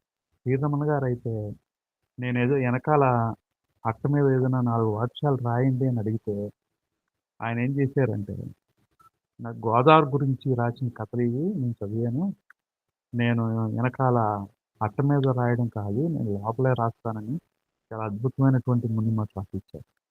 అది నేను సాధించిన ఆ కథలు సాధించినటువంటి విధంగా నేను భావిస్తాను. ఇక తర్వాత ఇట్లాగా నా కథలకు సంబంధించిన నేపథ్యాన్ని చెప్పాల్సి వస్తే ఈ సమయం సరిపోదు. దానికి సంబంధించినటువంటి వేరేగా ఒక్కొక్క కథని తీసుకుని ఆ కథ ఎందుకు రాసాం ఏంటి అనేది చెప్పగలుగుతాను. ఇక్కడ ఒక చిన్న కథ లాంటి దాన్ని చెప్పి నేను ఈ మాటను విరమిస్తాను. ఇందులో 1930లో కవికొండల వెంకట్రావు గారని చెప్పి ఒక ఆయన ఒక కథ రాశారు. అది నా కథ పేరు జమీందారు. ఆ కథ ఏంటంటే చాలా చిన్న కథ. సాహిత్యం అనేది ఏ రూపంగా ఉండాలి, సాహిత్యం అనేది దేన్ని ప్రతిబింబించాలి, సాహిత్యం అనేది ఏం చెప్పాలి అని చెప్పడానికి ఆ చిన్న కథ. ఆ కథ ఏమిటంటే, ఒక రాణిగారు స్నానానికి సరస్సుకి బయలుదేరారు. పల్లకీలో బోయిలు రాణిగారిని ఎక్కించుకుని ఆ సరస్సు దగ్గర దింపారు. ఆ రాణిగారు అక్కడ స్నానం చేసి స్నానం పూర్తి చేసుకుని సరస్సులో ఒడ్డుకు వచ్చేటప్పటికి అక్కడ పల్లకీ లేదు, అక్కడ బోయిలు లేరు. ఏమైపోయారు? ఆ పల్లకీలో ఒక భిక్షకత్తిని కూర్చోబెట్టి ఆ బోయిలు హరిహోమ హరిహోమ అంటూ వెళ్ళిపోయారు. అంతే కదా. అంటే ఏంటంటే నువ్వు రాయాల్సిన కథలు అంతఃపుర కథలు, ధనికుల కథలు, రాజుల కథలు, ఇట్లాగా ప్రబంధ యుగంలో ఉండేటటువంటి కావ్యాలు అట్లాంటివి కాదు. నువ్వు రాయాల్సింది కింది వర్గంలో ఎవరైతే ఉన్నారో వాళ్ళ గురించి ఈ సాహిత్యం వెళ్ళాలి అన్న ఉద్దేశంతో వాళ్ళు ఆ కథ చెప్పింది అనమాట. ఒక ప్రతీకగా చెప్పింది. అంటే ఏంటంటే అది 1930లో వచ్చినటువంటి కథ. ఇప్పుడు ఆ రకమైనది వాతావరణం, దానికి సంబంధించినటువంటి కథలు, ఈ ఈ కవిత్వము అన్నీ కూడా మనసు లోపల తన అనుభవంలోంచి ఎవరి అనుభవాలు వాళ్ళే చెప్పాలని ఒక దృక్పథంతో ఈ సాహిత్యం వెలువడ్డం అనేది జరిగింది. దీనికి సంబంధించి మరి నేను ఇంతకంటే నేను ఎక్కువ మాట్లాడే లేదు. ఇది ఈ అవకాశం ఇచ్చినటువంటి ఈ కూటమి రచ్చబండ వారికి, ముఖ్యంగా పారుపల్లి కోదండరామయ్య గారికి నా యొక్క ప్రత్యేకమైనటువంటి ధన్యవాదాలు తెలియజేస్తూ నేను విరమిస్తున్నాను. సంతోషం అండి, చాలా బాగా చెప్పారు. నాకు దేవదానం రాజు గారు 5-6 ఏళ్ల నుంచి పరిచయం. నా పుస్తకం విడుదల చేసినప్పుడు ఒకసారి వారితో దాని గురించి మాట్లాడాను. ప్రతిధ్వని వస్తున్నట్టు.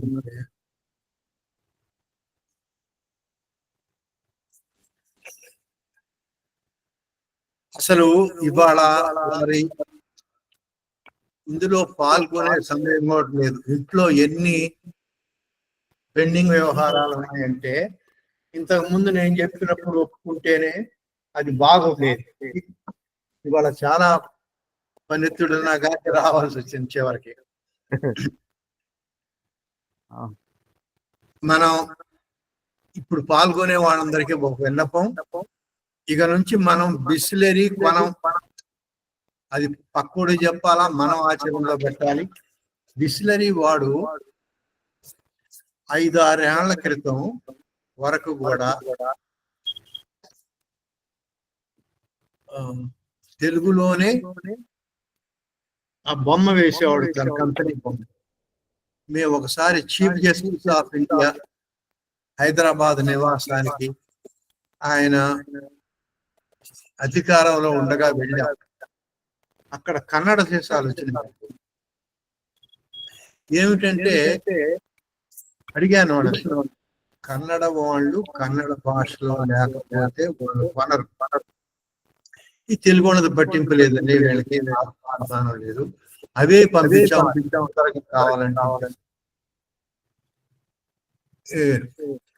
2 మాటలు వస్తున్నాయా?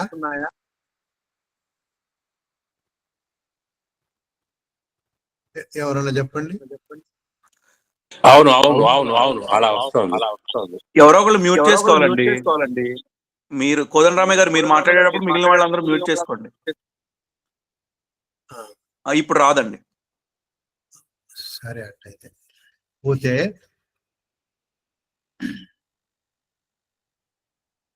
అందుకని మీరు వేరే ఏ కంపెనీదైనా కొనండి, చాలా ఉంటాయి. తాతాదే ఉంటది. ఎంత నమ్మకమైన కంపెనీ, ఎంత దేశభక్తి గల కంపెనీ, ఎంత నిజాయితీ ఉంటుంది, ఎంత నాణ్యత ఉంటుంది, అది కొనండి. ఇంకా చాలా దొరుకుతుంటాయి. ఇప్పుడు ఇది మనం పెద్దలతో కూడా చెప్పించదలుచుకున్నాము.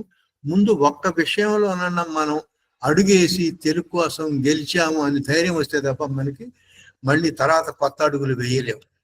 మళ్ళీ అందరూ ఒప్పుకున్నారు కదా, ఇంకెక్కడన్నా ఎవరికన్నా అనుమానం ఉందా? అందరూ ఒప్పుకున్నట్టే. రాములు బి గారికి అనుమానం ఉందా? సరే, రాములు బి గారు మాట్లాడొచ్చు. ఈ రాములు అన్నారు వారు. సరే అన్నారా? సరే సార్, మా తెలంగాణ పిడికిలు బిగించాము. అబ్బో, మీ భాష వాడుతున్నా. అదే ఏదో ఒకటి స్ఫూర్తి ఉండాలి సార్, అందుకనే. సంతోషం. అది అయితే మీరు చెప్పిన విషయంలో నేను వీలైతే రేపు అంటే నెక్స్ట్ వర్కింగ్ డేస్ లో ఇండస్ట్రీస్ మినిస్టరు శ్రీధర్ బాబు గారి దృష్టికి తీసుకెళ్తాను. ఎందుకు అంటే ఈ మధ్య కాలంలో హైదరాబాద్ హైటెక్స్ లో జరిగిన మన ప్రపంచ తెలుగు మహాసభల్లో సీఎం రేవంత్ రెడ్డి గారు మేము కూడా ఇప్పటి నుంచి తెలుగులోనే ఉత్తర్వులు ఇస్తామని ఒక మాట అన్నాడు. కానీ గత ఈ వారం రోజుల కాలంలో ఒక 3 జీవోలు వచ్చినాయి, కానీ తెలుగులో రాలే. ఒకటి తర్వాత ఏపీ ప్రభుత్వము ఒక జీవోను ఇచ్చింది, ఇన్ ఫ్యూచర్ లో ఏదైనా కానీ ఇంగ్లీషు తెలుగులోనే జీవోలు ఇస్తాము అని. కనీసం అటువంటి జీవో కూడా చీఫ్ సెక్రటరీ శాంతి కుమార్ దగ్గర నుంచి రాలే. ఈ విషయం మీద నేను పండుగ సందర్భంగా అందరికి శుభాకాంక్షలు చెప్పుకుంటూ తర్వాత 2 రోజులు చెప్పుకుంటూ దీన్ని సోషల్ మీడియాలో వైరల్ చేద్దామని ఆలోచిస్తున్నాం. అది ఎందుకంటే ఇప్పుడు మనకు సోషల్ మీడియా ప్లాట్ఫామ్ అనేది బలమైన ప్లాట్ఫామ్. తర్వాత తెలుగులో జీవోలు ఇవ్వాలి, రాష్ట్రంలో ఆ ఇండస్ట్రీస్ అంటే అన్ని పరిశ్రమల ఉత్పత్తుల మీద తెలుగు అనేది కనపడాలి. ఈ 2 అంశాల మీద నేను దృష్టి కేంద్రీకరిస్తున్నాను. వచ్చే 15 రోజుల పాటు అంటే జనవరి 30 వరకు ఈ పని మీద ఉంటా. ధన్యవాదాలు. చాలా సంతోషం అండి. రాములు గారి పరిచయం, ఆయన గారు నాకు ఒక 35 ఏళ్ల నుంచి తెలుసు అనుకుంటా. ఆయన గారు హెచ్ఎండిఎల్ మన హైదరాబాద్ మెట్రోపాలిటన్ కార్పొరేషన్ లో కూడా వారికి తెలుగు సాయం చేసేవారు. తెలుగు గురించి వార్తలు పంపటం అవన్నీ చేసేవారు. వారు స్వయంగా ముందుకు వచ్చేయటం అనేది చాలా సంతోషం. మీరు మన మీడియాల్లో కూడా పెడితేనండి మనోళ్ళు కూడా మీకు సహాయపడతారు. హైదరాబాద్ లో ఉన్నోళ్ళు మీరు రమ్మంటే కొంతమంది వస్తారు. అందుకని ఖచ్చితంగా మా వాళ్ళకు కూడా చెప్తూ ఉండండి. ఇకపోతే అందరూ కూడా ఒక్క మాట కోదండ రామయ్య గారు అదనంగా ఒక చిన్న మాట. ఈ జనవరి హైదరాబాద్ ఉమ్మడి ఆంధ్రప్రదేశ్ లో ఆంధ్రప్రదేశ్ అనే ఒక ప్రభుత్వ మాసపత్రిక వస్తుండే, ఇప్పుడు తెలంగాణలో వస్తుంది. తెలంగాణ పేరు మీద ఒక మాసపత్రిక. ఆ మాసపత్రికలో సెప్టెంబరు, అక్టోబరు, నవంబర్ 3 నెలల్లో కూడా తప్పులు వచ్చాయి, విపరీతమైన అక్షర దోషాలు వస్తే వాటి మీద నేను వాటిని పాయింట్అవుట్ చేసి సీఎం ఆఫీసులో ఉన్న ఐఏఎస్లు, సీఎం పిఆర్ఓలు, దానికి సంబంధించిన అధికారులు అంటే ఇన్ఫర్మేషన్ కమిషనర్ వాళ్ళ నోటీస్కి తీసుకెళ్ళా. సరే, ఈ డిసెంబర్లో ఏం చేశారంటే సంవత్సరాన్ని మొత్తం కంప్లీట్ గా ఒక వేశారు. అది ఏంటంటే నాలాంటి వాళ్ళు మీలాంటి వాళ్ళు అందరూ రాసిన వ్యాసాలు ఉన్నాయి. ఇప్పుడు జనవరి సంచిక అనేది 2 రోజుల క్రితం బయటకు వచ్చింది. అందులో కూడా భాషాపరమైన తప్పులు బాగా ఉన్నాయి. ఇప్పుడు ఈ మధ్య సెక్రటరియట్ లో తెలుగు తల్లి విగ్రహావిష్కరణ చేశారు. దాన్ని ఏం రాస్తాడు ఆ తెలంగాణ మ్యాగజైన్ లో, కాక్ సున్నా షా మెల్క షా శంకర్ని షా రాస్తాడు. అంటే కాంస్య అంటే కా దీర్ఘము సున్నా సాకు యావత్ ఉండాల. దాని బదులు శంకర్ని షా పెడతాడు, కాంస విగ్రహం అంటాడు. దానికి ఒక సంపాదకుడు ఉంటాడు, ఆయన అనుభవం ఉన్నవాడు. ఆ విషయాన్ని ఈరోజు పొద్దుగాల 8-9 గంటల లోపు వాటిని మొత్తం మళ్ళా వైరల్ చేశాను. వైరల్ చేస్తే అది బాగా ప్రభుత్వంలో బాగా చలనం వచ్చింది. ఈరోజు మార్నింగ్ ఏమని ఇచ్చానంటే దానికి ఆ మ్యాగజైన్ ఫోటో పెట్టి అయ్యో తెలంగాణ అని పెట్టి, నేను నలుగురిలో ఉండడం, చదవడం, రాయడం అలవాటును మానుకోలేను. సుంకిశాల అంటే ఈ మధ్య సుంకిశాల అనే ప్రాజెక్ట్ కూడా కూలిపోయింది, మెగా వాళ్ళది వాటర్ బోర్డు. సుంకిశాల కుప్ప కూలినట్లు తెలంగాణ మాసపత్రికలో ఏమున్నది గర్వకారణం అంటే ఎత్తిపోతలు, అందులోనూ తప్పుల తడకలు, అక్షర దోషాలు. ఏడాదిగా తెలంగాణ మాసపత్రిక ఇష్యూలను గమనిస్తే వెలివెల్లి సైదులు నాటి సంఘటనలు గుర్తుకు వస్తున్నాయి. వెలివెల్లి సైదులు ఎవరు అంటే ఎన్టీఆర్ గారు ముఖ్యమంత్రిగా ఉన్నప్పుడు ఆయన సమాచార పౌర సంబంధాల శాఖ కమిషనర్. అప్పట్లో అన్నగారి అభిమానం అన్నగారు చేసుకోపోని దగ్గర తీస్తే ఆయన ఏం చేశాడు, ఇప్పుడు ఈనాడు లాగా పెద్ద పేపర్ వేసేసి విపరీతంగా ఫ్రీగా పంచారు అప్పట్లో. పంచితే అవన్నీ ఎవడు కొనలేక అందులో మసాలా సత్తా లేక చదవక అవన్నీ పాన్ షాపులల్లా ముక్కలుగా చెప్పి పాన్లు కట్టడానికి పండ్లు కట్టడానికి ఉపయోగించారు అప్పట్లో ఎన్టీఆర్ ముఖ్యమంత్రి ఉన్న కాలంలో. ఆ సందర్భాన్ని గుర్తు చేశాను.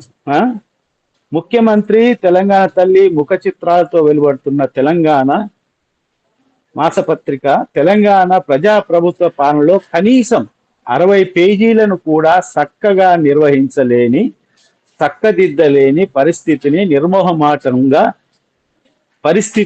నిర్మోహమాటంగా తెలంగాణకు అవమానమే. అయ్యా మీరు అట్లయితే ఒకసారి మాట్లాడాలి మొత్తంగా ఒక 40 నిమిషాలు. మరి ఇంత ఘోరమా అని ఒక మిత్రుడితో అంటే అవన్నీ ఎవడికి పట్టింపు లేదులే. అయినా నువ్వు దాన్ని కూడా చదువుతున్నావా రాములన్న అని ఎదురు ప్రశ్నించాడు. సర్కారు సంగతి ఏమో గాని నాకైతే నామూషిగా ఉంది అని ఈ పదజాలము, ఈ వర్డింగు ప్లస్ ఆ ఫోటో, ఫస్ట్ పేజీ ఫోటో పెట్టి సిఎంఓ అధికారులకు సిఎంఓ ట్విట్టర్లో కూడా మార్నింగ్ 9:30 వరకు అందరికి వేసిన. దీని మీద అందరూ రచ్చరచ్చ అవుతున్నారు. అది విషయం సందర్భం. చెప్పండి. చాలా సంతోషం. నేను అడగండి, చెప్పండి ఏదైనా ఉంటే. దేవదానం గారికి ముచ్చట చెప్పొచ్చా రామయ్య గారు? చెప్పండి మరి తొందరగా ముగించండి. ఇప్పుడు మీరు చెప్పింది చాలా నిజం. మన ఇంటి నుంచి అనేక కారణాల వల్ల, మన ఊరు నుంచి అనేక కారణాలు బయటకు కదలలేక అక్కడే ఉండిపోతాం.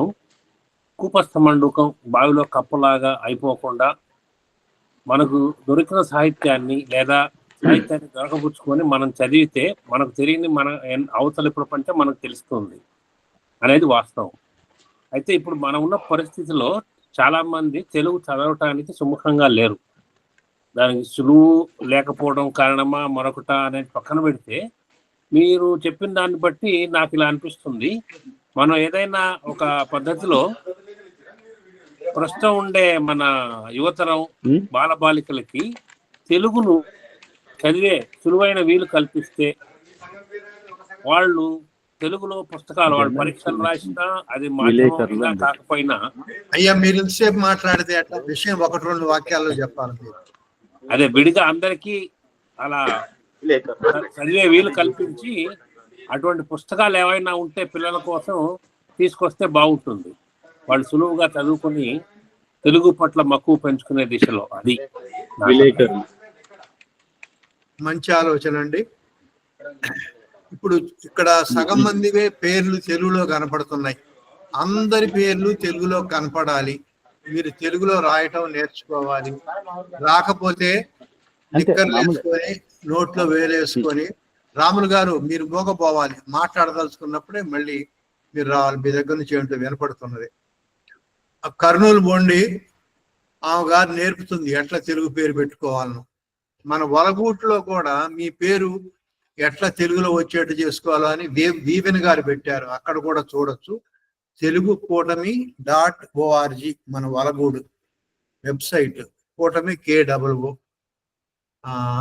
చాలా మంది కొత్త వాళ్ళు వచ్చారు. దయచేసి వారి పేర్లని, వారి ఫోన్ సంఖ్యల్ని దయచేసి ఇక్కడ రాయాలా. మా తమ్ముడు కూడా వచ్చాడు ఇవాడు, వారుపల్లి అప్పారావు. సంతోషం. మా ఊరు నుంచి వచ్చాడు. సంతోషం. ఇప్పుడుగా రాములు గారు మాట్లాడతారా ఇంకేమన్నా? సరే అయ్యా, ఏమి లేదు. ఈ నెలాఖరు వరకు నేను ఆ కార్యక్రమంలో నిమగ్నమై ఉంటాను. సంతోషం. సుర్పాణి గారు. నమస్తే అండి దాట్ల గారు, కోదండరామయ్య గారు. కోదండరామయ్య గారు, మీ పుస్తకం చదువుతున్నప్పుడు నేను ఒకటి గమనించానండి. ఆంజనేయ రెడ్డి గారు ముందు మాట రాస్తూ కన్నడం వాళ్ళు గద్య రచన పిల్లలకు నేర్పిస్తున్నారు. అంటే గద్య రచన అంటే విషయం, ఇప్పుడు పద్యం, సాహిత్యం, కథలు ఇవి పక్కన పెడితే గద్యం అంటే మామూలుగా వచనం కదండి. వచనం ఉంది కాబట్టి కదా ఇంగ్లీష్కి అంత ప్రాముఖ్యత వచ్చింది ఈరోజు. సో కన్నడం వాళ్ళు ఏం చేస్తున్నారు పిల్లలకు వచనం నేర్పించడానికి, మనం ఏం చేయట్లేదు. అది దాట్ల గారు వారి అనుభవం, అంటే వారు ఉపాధ్యాయులుగా అనుభవంతో చెప్తే బాగుంటది. మీరు కోదండరామయ్య గారు మీరు అది కామెంట్ చేస్తే బాగుంటది. ఎందుకంటే మీ ముందు మాటలోనే ఉంది అది. అదండి. నమస్కారం. దాట్ల గారు మాట్లాడండి అయ్యా. పిల్లలకి వచనం ఎలా నేర్పించాలి అంతేనండి. అదే సూటిగా ప్రశ్న అయితే. అదే మనోళ్ళు సాహితీ పరులు అంతా పాటలు పద్యాలు కథలే తప్ప వచ్చిన మీద పడలే. చెప్పండి అయ్యా దేవదానం. ఇప్పుడు ఒక అభిరుచి మనకి ఏదైనా నేర్పుతుందండి. ఆ అభిరుచి పరంగా మనం సాధన చేస్తాం కనుక అంటే తెలుగుని ప్రేమించాలి, తెలుగుని ఇష్టపడాలి, తెలుగు అంటే బాగా మనం ప్రేమతోటి దాన్ని నేర్చుకుని తీరాలి అనే అభిరుచిని పెంచుకోవాలి అని ఏదైతే అనుకుంటామో దానివల్ల మీరన్న వచనానికి సంబంధించిన అది కలుగుతుందని నా ఉద్దేశం. ఇంకొక మాట అండి, ఇప్పుడు బొల్లోజు బాబా గారు కూడా యానాము ఆటకు సంబంధించిన చరిత్ర ఏదో రాసినట్టున్నారు కదండి? అవునండి, అవును రాశారండి. ఆయన కాకినాడ పిఠాపురం డిగ్రీ కాలేజీలో లెక్చరర్గా, జువాలజీ లెక్చరర్గా పనిచేస్తున్నారు. అవును. నమస్కారం అండి. ధన్యవాదాలు. ఇంకెవరైనా ప్రశ్నలు అడిగితే అడగండి. కోదండరామయ్య గారు ఒక్క మాట అండి, ఈ వచనం గురించి తెలుగులో వచనం గద్యం గురించి కూడా ఒక సెషన్ పెట్టుకుంటే బాగుంటదేమోనండి. పద్యాలు పాటలు ఉన్నాయి కదా ఎప్పటి నుంచో మనకి, అసలు వచనం అనేది పిల్లలకు నేర్పట్లేదు. వచనం లేని భాష ఎలా నిలుస్తుందండి? అవును, దానికి మైసూర్లో ఉన్న మిత్రుడితో మాట్లాడాను. ఈసారి రావచ్చు మాట్లాడటానికి. ఆయన వివరంగా మాట్లాడతారు. మైసూర్లో భారతదేశపు భాషల గురించిన సంస్థ ఒకటి ఉంది అక్కడ. ఆయన చెప్తే ఇంకా బాగుంటుంది. ఆయనతో ఏర్పాటు చేయిస్తాను. ఎవరండి పేరు? వెంకటేశ్వర్. నమస్కారం అండి. నమస్కారం. ఆయన ఫోన్ సంఖ్యను కూడా కావాలంటే మీకు ఇస్తాను.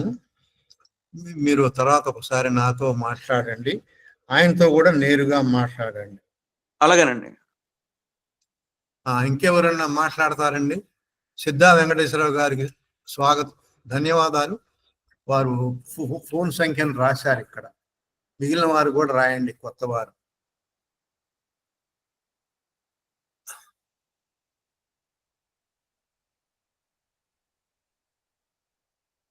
ఇంకెవరైనా ప్రశ్నలు అడగొచ్చు.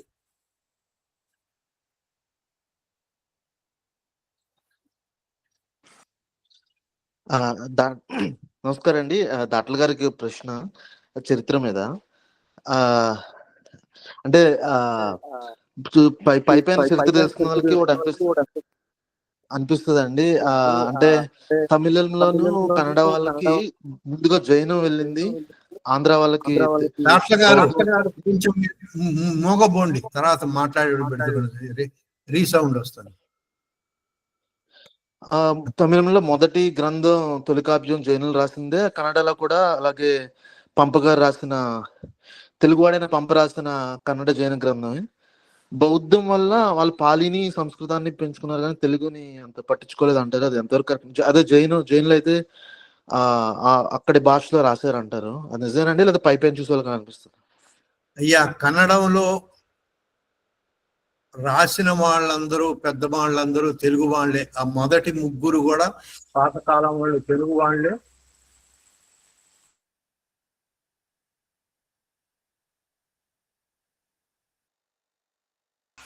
ఇప్పుడు కూడా అక్కడ తెలుగు కోసం పనిచేస్తున్నది చాలా పెద్ద ఎత్తున తెలుగు ఆయనే. ఒకసారి మన రచ్చబండలో మాట్లాడాడు. పేరు చెప్పండి ఎవరైనా. నెల్లూరు జిల్లా ఆయన. ఇప్పుడు కన్నడ జానపద సాహిత్యం మీద పెద్ద పరిశోధన చేస్తున్నాడు. ఇంకొక ఆయన గారు కూడా అక్కడ ఉన్నారు, కన్నడ మీద పనిచేసే ఆయన గారు కూడా ఈ మధ్య మన దగ్గర మాట్లాడారు. ఆయన గారు కూడా చాలా కాలం నుంచి తెలుసు కానీ పేర్లు మర్చిపోతున్నాను. వెంకటేశ్వర్ల గారు అవి కూడా చెప్తారు. ఇంకెవరైనా దాట్ల గారిని ఇబ్బంది పెట్టండి. దానికి సమాధానం దాట్ల గారు చెప్తారండి. అది కారణం అంటారా? ఇప్పుడు చరిత్రకు సంబంధించిన మూలాలు అవి దాన్ని ఎవరి మట్టుకి వాళ్ళకి అనుకూలమైన రీతిలో చెప్పుకునే విధంగా తయారైంది. దీనికి సాయి పాపినేని గారు చరిత్రకు సంబంధించి వర్క్షాప్లు నిర్వహించి రచయితల్ని ఒక చోట 2-3 సమావేశాలు ఏర్పాటు చేసి వాళ్ళకి అవగాహన ఇచ్చి చరిత్రలా హార్డ్గా చదవడం కాకుండా, తెలుసుకోవడం కాకుండా, అది ఒక ప్రక్రియలో భాగంగా ఏ కథల రూపంలోనో ఇస్తే అది ప్రజల్లోకి బాగా వెళ్తుంది అన్న ఉద్దేశంతో ఆయన ఒక కార్యశాలలో నడపడం జరిగింది. ఆ సందర్భంగా నేను 2-3 సార్లు ఆ సమావేశాలకు నేను వెళ్ళి చరిత్రకు సంబంధించిన ఒక 3 కథల దాకా నేను రాయడం జరిగింది. అది అంటే మీరన్నది మతాలకు సంబంధించిన ఇప్పుడు ఎన్నో కూలగొట్టేస్తే కింద హిందూ దేవాలయాలు దొరుకుతాయి, లేకపోతే ఇది అని చెప్పి ఒక ఏదైతే ఇప్పుడు ఒక ప్రచారంలో ఉన్నాయో, ఇది ఎవరికి నచ్చినట్టు వారుగా దాన్ని లెక్కలేసుకుని చేసుకుంటున్నారేమో అనిపిస్తుంది సార్ నాకు. బాగా చెప్పారండి. నంది వెలుగు ముక్తేశ్వరరావు గారు రాసిన పుస్తకం అచ్చు వేయించింది జిడుగు గారు. 3500 పుస్తకాలు అచ్చు వేయించారు. దయచేసి మీరు ఒక 10 పుస్తకాలన్నా, 10 పుస్తకాలంటే అంత అయితే 100, ఒక 100 పుస్తకాలైనా కొనాలి. తెలుగు అభిమానం ఉన్న వాళ్ళకి అమ్మాలి. ఊరకి ఇవ్వద్దు, ఊరకిస్తే దాన్ని పారేస్తారు. ఇది చెత్త పుస్తకం కానీ ఎంతో కొంత పెట్టి కొంటేనే మంచిది. 10 రూపాయలు అంటే మీకు ఇంతకుముందే చెప్పాను, టీ కాఫీ కూడా రావట్లేదు. మీలో కొంతమంది ఒక 100 పుస్తకాలు తీసుకొని వాటిని మీరు చదువుకునే అభిమానం ఉండి, తెలుగు అంటే అభిమానం ఉండి కాస్త పనిచేద్దాం అనుకున్న వాళ్ళకి అమ్మండి.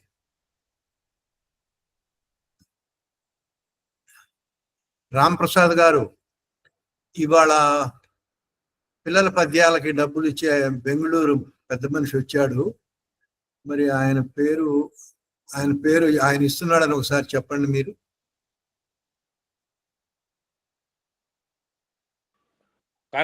నేటి కార్యక్రమం ప్రారంభంలో చిన్నారుల చేత పద్యాలు పాడించారు పత్తిపాటి వారు.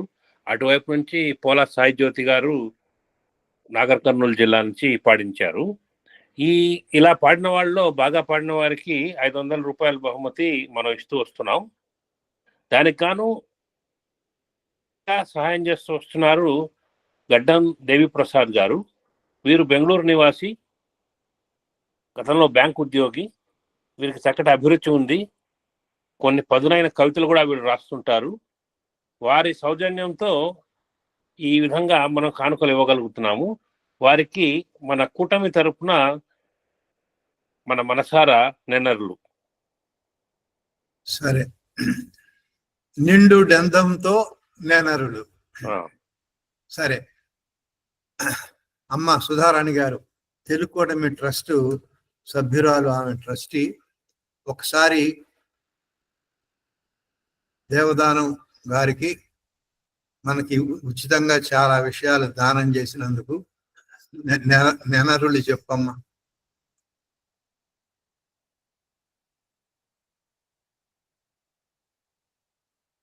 సుధారాణి గారు. సార్ నమస్కారం. నమస్కారం.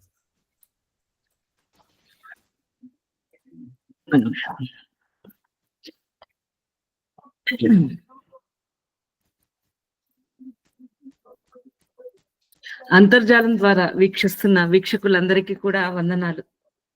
తెలుగు సంఘాల ఉమ్మడి వేదిక సమర్పిస్తున్నటువంటి ఈ రచ్చబండ కార్యక్రమం ప్రతి 2-4 శనివారాలు రాత్రి 7 గంటలకు జరుగుతుంది. ఈ కార్యక్రమంలో పాల్గొనండి. మీ తెలుగు అభిమానాన్ని చాటుకోనండి. తెలుగును బతికించుకోవాలంటే తెలుగు భాష ప్రాధికార సంస్థ ఏర్పాటుతో పాటు ప్రతి కొలువులో తెలుగులోనే పరీక్ష పెట్టాలని, ప్రతి బడి కళాశాలలో తెలుగును ఒక తప్పనిసరి విషయంగా నేర్పాలని, ఇతర రాష్ట్రాల్లో దేశాల్లో ఉన్న తెలుగు వారికి తెలుగు చదివే వీలు మనం కలిగించాలని, అన్ని రాష్ట్రాల్లోనూ అచ్చ తెలుగు మాటలను సేకరించి బతికించుకోవాలని తెలుగు కూటమి ఏర్పడింది.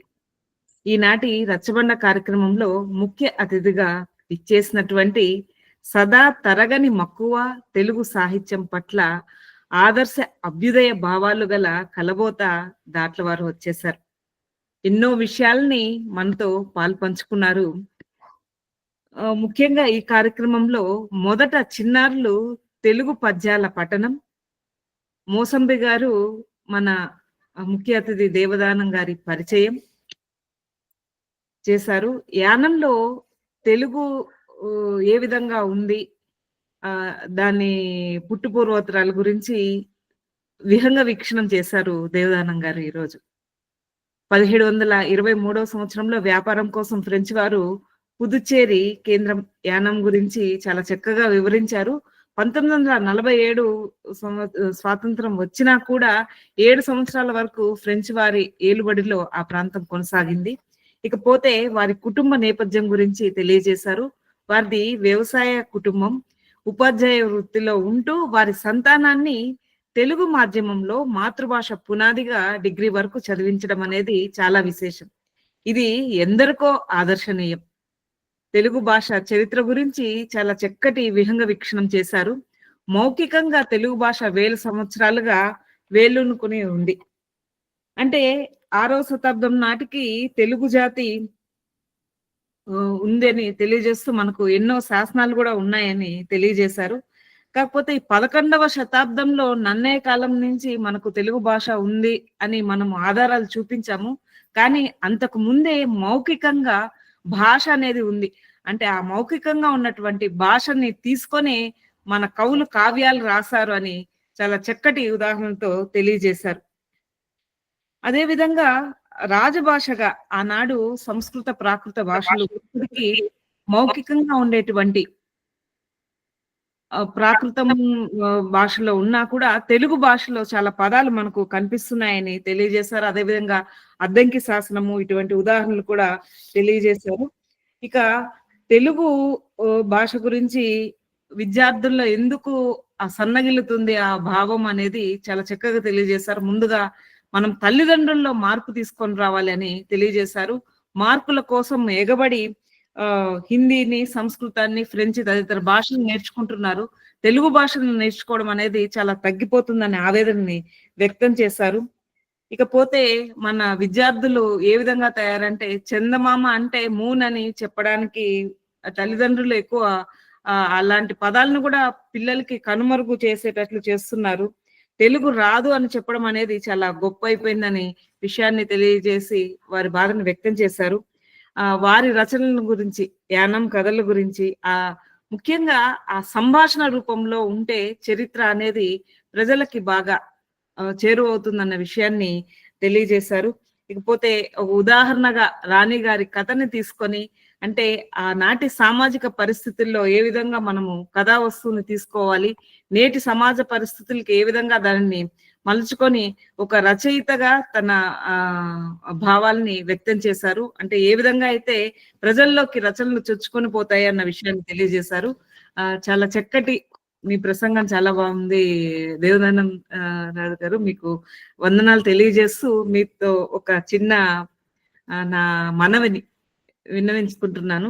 మొన్న జరిగినటువంటి విజయవాడ మహాసభల్లో గాని, తెలుగు రచయితల మహాసభల్లో గాని, మొన్న ఇక హైదరాబాద్ నగరంలో జరిగినటువంటి ప్రపంచ తెలుగు సమాఖ్య సభల్లో గాని రచయితలు ఏ విధమైనటువంటి పాత్రను పోషించాలి, అంటే మాతృభాష పరిరక్షణలో రచయితలు పోషించవలసినటువంటి పాత్ర ఏ విధంగా ఉండాలి అన్న విషయాన్ని తెలియజేస్తే బాగుంటుందని నేను కోరుకుంటున్నాను. అంటే సమాజంలో జరిగేటువంటి సమస్యలను మాత్రమే తీసుకుంటున్నారు, కానీ మాతృభాష అనేది కూడా ఒక సమస్యగా ఇప్పుడు పరిణమించింది.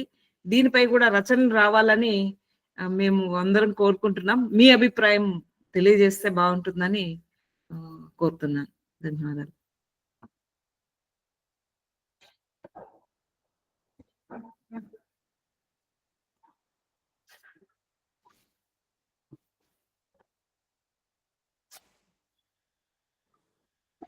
దేవదానం గారు.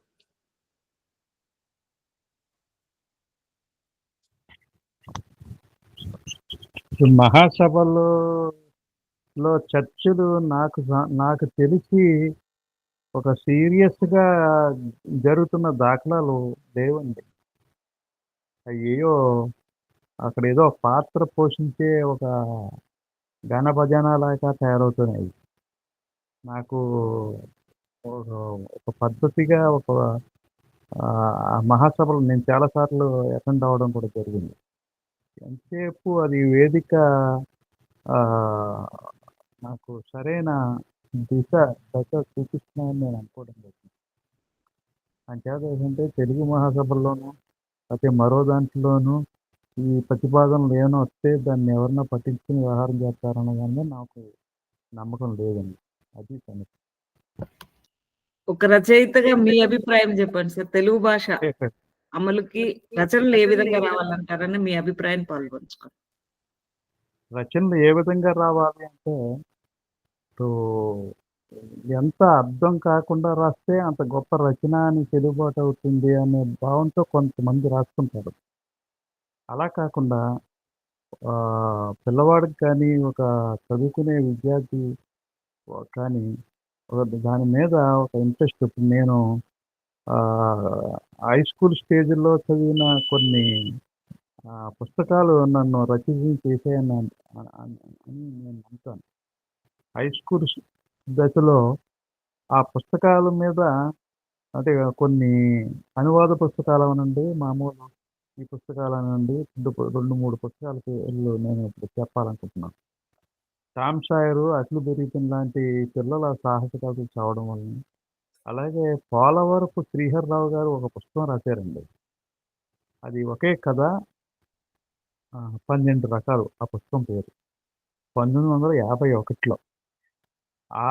ఆ పుస్తకం చిన్న పుస్తకమే కానీ నా జీవితం అంతా వెంటాడి నాకు కథలు రాసేటటువంటి ఒక మానసికమైన దీన్ని ఇచ్చింది. ఆ కథ కూడా మీకు నేను ఇప్పుడు ఈ టైం ఉంటే ఒక నిమిషంలో చెప్తాను. ఆయన రాసిన దానికి అది చెప్పమంటారా? చెప్పండి, ఒక నిమిషంలో చెప్పండి. చెప్తాను. అది ఏం లేదు, ఒక రోడ్డు మీద ఒక సంఘటన జరుగుతుందండి. ఆ సంఘటన ఏంటంటే ఒక రిక్షాలో ఒక ఆడ మనిషి వెళుతూ ఉంటుంది. వెనకాల నుంచి ఒక మగతను పరిగెట్టుకుంటూ వచ్చి ఆగు ఆగు అంటుంటాడు. ఆవిడేమో వద్దు పోనీ అంటే ఇది చూసిన సంఘటన. ఈ చూసిన సంఘటనకి ఆయన ఆ పుస్తకంలో 12 రకాల ముగింపులు ఇచ్చాడు. ఇచ్చి ఇంకా కొన్ని తెల్లగతలు అటుపెట్టి మీకు ఇంకా ఏనా ముగింపు మీకు తోస్తే మీరు అక్కడ రాసుకోండి అని ఆ పుస్తకంలో కూడా ఇవ్వడం జరుగుతుంది. 1951లో పోలవరపు శ్రీహర్రావు గారు ఈ ఒకే కథ అనేక రకాలనే పుస్తకం. ఒకే ఒక పుస్తకం ఆ ప్రభావం నన్ను కథా రచయితగా మార్చిందని చెప్పడానికి నేను సందేహపడటం లేదు. అట్లాగది అది చాలాసార్లు చెప్పాను. అది విశాలాంధ్ర వాళ్ళకి నేను చెప్తే పుస్తకం కావాలి అంటే నేను ఎప్పుడో 66, 67 ప్రాంతంలో చదివినటువంటి పుస్తకం నాకు ఎక్కడ వస్తుంది అంటే వాళ్ళు సంపాదించి దాన్ని ఆ పుస్తకాన్ని వాళ్ళు విశాలాంధ్ర వాళ్ళు కూడా ఫస్ట్లోనే నాకు ఎకనాలజీ కూడా చేశారు. అంటే ఒక్కొక్క పుస్తకం అలా సులభంగా అర్థమయ్యే రీతిలో రాయగలిగిన పుస్తకాలు వచ్చిన పుస్తకాలు ఏమైనా అది పిల్లలు చదివితే తప్పకుండా వాళ్ళు భాష పట్ల లేకపోతే సాహిత్యం పట్ల వాళ్ళు ఖచ్చితంగా వాళ్ళు దానికి మంచి అభిరుచి కలిగి ఉంటారని తద్వారా ఎక్కువ చదవడానికి ఆఖరికి మన ఇంటికి వచ్చిన పొట్లానికి కూడా అందులో ఏముంది అని చదవడానికి కూడా ఉచిత చూపిస్తారని నేను అనుకుంటున్నాను. అది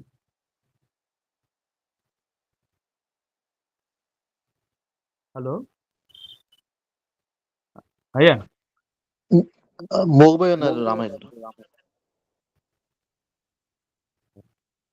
అదే అడిగారు కదా ఆవిడ. సార్ సుధారాణి గారు. సార్ మీరు చెప్పింది 12 రకాలు అన్నారు. అంటే ముగింపు అని కాకుండా ఈ మాండలిక పదాలు అంటే మాండలిక ఇది ఏ విధంగా ప్రభావం చూపిస్తుంది? ఇప్పుడు మాండలిక అనేది అదే వర్ణనలో కాకుండా సంభాషణలకే అది పరిమితం అయి ఉంటే కొంతవరకు అన్ని ప్రాంతాల వాళ్ళు దాన్ని అనుసరించడానికి వీలుగా ఉంటుందండి. అలా కాదు, మీరు ఖచ్చితంగా మా భాషని, మా మాండలికాన్ని, మిమ్మల్ని మేము ఖచ్చితంగా మీరు దీన్ని చదవవలసిందే అనుకుంటే అది మనం వేరే ప్రాంతం వాళ్ళు వేరే ఒక మాండలికాన్ని మొత్తం కథను చదివారు. సంభాషణ మటుకు పరిమితంగా అయ్యి మాండలికాలని తోటి కథలు రాసిన వేరే వ్యవహారం రాసిన అది ప్రజల్లోకి వెళ్తుంది. మీరు మాండలికం గురించి అంటే నా ఉద్దేశం చెప్తాను. అది ఏదో మాండలికాలకి నేను చిన్న చూపు చూడడం అనే దాని గురించి కాదు. అది జనంలోకి వెళ్ళి వాళ్ళు చదివేలా చెయ్యాలి అనుకున్నప్పుడు అట్లాంటి జాగ్రత్తలు అవసరం ఉంటుందని నా ఉద్దేశం. మీరు ముందు చెప్పిన రాణి బోయేవారి కథ పేరేంటండి? అది జమీందార్ అండి. జమీందార్. Thank you. కవికొండల వెంకట్రావు గారు.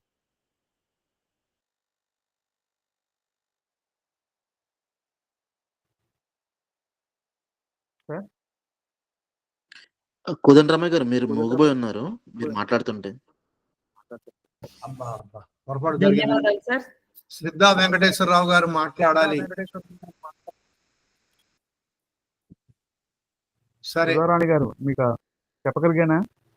చాలా చక్కగా వివరించారు సార్, ధన్యవాదాలు. మీ అమూల్యమైన సమయాన్ని మా కోసం వెచ్చించి మా సభ్యులు అడిగినటువంటి సందేహాలను కూడా తీర్చారు.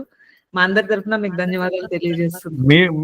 మీకు మరీ ధన్యవాదాలు చెప్తున్నాను. ఎందుకంటే నేను మాట్లాడిన మాటల్లోని అంతఃసారం ఏదైతే ఉందో దాన్ని మీరు చక్కగా మళ్ళీ ఈ రకమైన మాటలు మాట్లాడారు అని మీరు వివరించడం, అది మీకు ధన్యవాదాలు. మీకు ఆమె గారి సంగతి తెలియదు లేండి. ఆమె గారు డాక్యుమెంట్ చేసింది తెలుగులో, తమిళనాడు పోయి. ఇంకా ఆమె దగ్గర అయితే ఒక 100 పుస్తకాలకు సరిపోను సామాన్లు ఉన్నాయి ఆమె దగ్గర.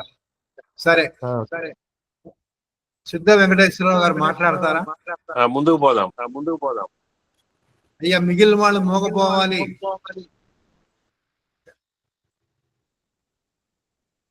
సరే, యాసలు గారు మాట్లాడండి. నా ప్రశ్న అయిపోయిందండి, తీసేస్తున్నాను. అయిపోయిందా? సరే, రాములు గారు చెయ్యెత్తారు, మాట్లాడితే మాట్లాడండి. అయ్యా, ఏం లేదు, ఒక చిన్న విషయం మీ దృష్టికి తీసుకొద్దాం అనుకుంటున్నా. ఇప్పుడు దాట్ల గారు చెప్పినట్టుగా ఈ మహాసభలు, ప్రపంచ మహాసభలు, తెలుగు మహాసభలు అనే విషయంలో అంటే వాటిని చూసిన వ్యక్తిగా నాకు ఒక అభిప్రాయం ఉంది. అవి వ్యాపార కేంద్రాలు అనేది నా వ్యక్తిగత అభిప్రాయం. వాస్తవానికి హైదరాబాద్లో జరిగిన, హైటెక్ సిటీలో జరిగిన ప్రపంచ తెలుగు మహాసభల నిర్వాహకులంతా పెద్ద పెద్ద పారిశ్రామికవేత్తలు. అది లోతుగా పోతే మనం ఏదో అభిమానంతో తెలుగు తెలుగు తెలుగు అని మనం గుండెలు కొట్టుకున్నాం తప్ప అక్కడ నిజమైన తెలుగు లేదు. ఫర్ ఎగ్జాంపుల్ చెప్తాను, నిర్వాహకులు కూడా ప్రసంగంలో మీకు అందరికీ తెలిసి ఉంటది, తెలంగాణ ముఖ్యమంత్రి కిరణ్ కుమార్ రెడ్డి అని అంటాడు. అది అంత వైరల్ అయ్యింది. అది అంటే నిర్వాహకులకు కూడా దాని మీద స్పష్టం. నిర్వాహకుడు అక్కడ వక్త ఎవరు, వాడో 2 లక్షలు తీసుకొని అక్కడ పనిచేయడానికి వచ్చిన వాడే. అంత వ్యాపారమే తప్ప పేరు, బ్రాండ్ తెలుగు అనేది జరిగేది వ్యాపారం. ఎగ్జాంపుల్ 3,000 పెట్టారు, దానికి ఒక స్పాన్సర్ తీసుకోవచ్చు, ఎంట్రీ పాయింట్. ఇంకో విషయము, మీడియా కవరేజీకి కూడా అనుమతి లేదు. హైదరాబాద్ లో హైటెక్స్ లో జరిగిన కవరేజీ కంపేర్ టు విజయవాడతో చూసుకుంటే మీడియాకు కూడా లోపలికి అలో లేదు. 3,000 కట్టి పోదామంటే కెమెరాలు అలో చేయలేదు. దీన్ని బట్టి తెలుగు పేరిట జరిగే మహాసభల వ్యాపార భాగోతం అట్లా ఉందనేది నేను మీ దృష్టికి తీసుకురాదలుచుకున్నాను. ధన్యవాదాలు. ముగిద్దామండి. ఎవరైనా మాట్లాడదలుచుకుంటే 1-2 నిమిషాల్లో మాట్లాడండి.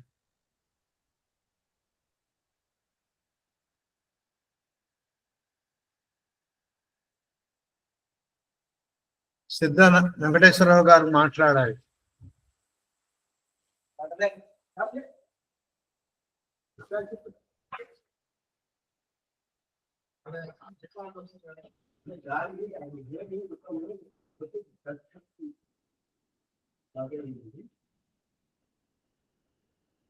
కాళ్ళూరు వెంకటకృష్ణ గారు ఏమైనా మాట్లాడతారా? మా ఊరి దగ్గరే ఆయన గారు. జుడుగు గారు కార్యక్రమాన్ని ముగించండిగా. వెంకటకృష్ణ గారు మాట్లాడండి. ఒక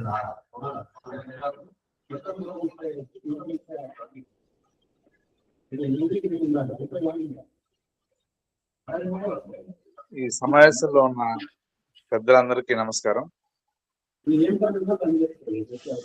నాకు దాట్ల గారు గతంలో నేను వారిని చాలా చోట్ల చూశాను. నేను వారి ప్రసంగం విన్నా, తర్వాత వారిని యానాం వెళ్ళాను ఒకసారి. వారు ఒక కార్యక్రమం నిర్వహిస్తే ప్రత్యేకంగా ఆ కార్యక్రమం వినటం కోసం, అది ఒక కార్యశాల, తెలుగు కార్యశాల, ఆ కార్యశాల పాల్గొనడానికి నేను వెళ్ళి అక్కడ హాజరవడం జరిగింది.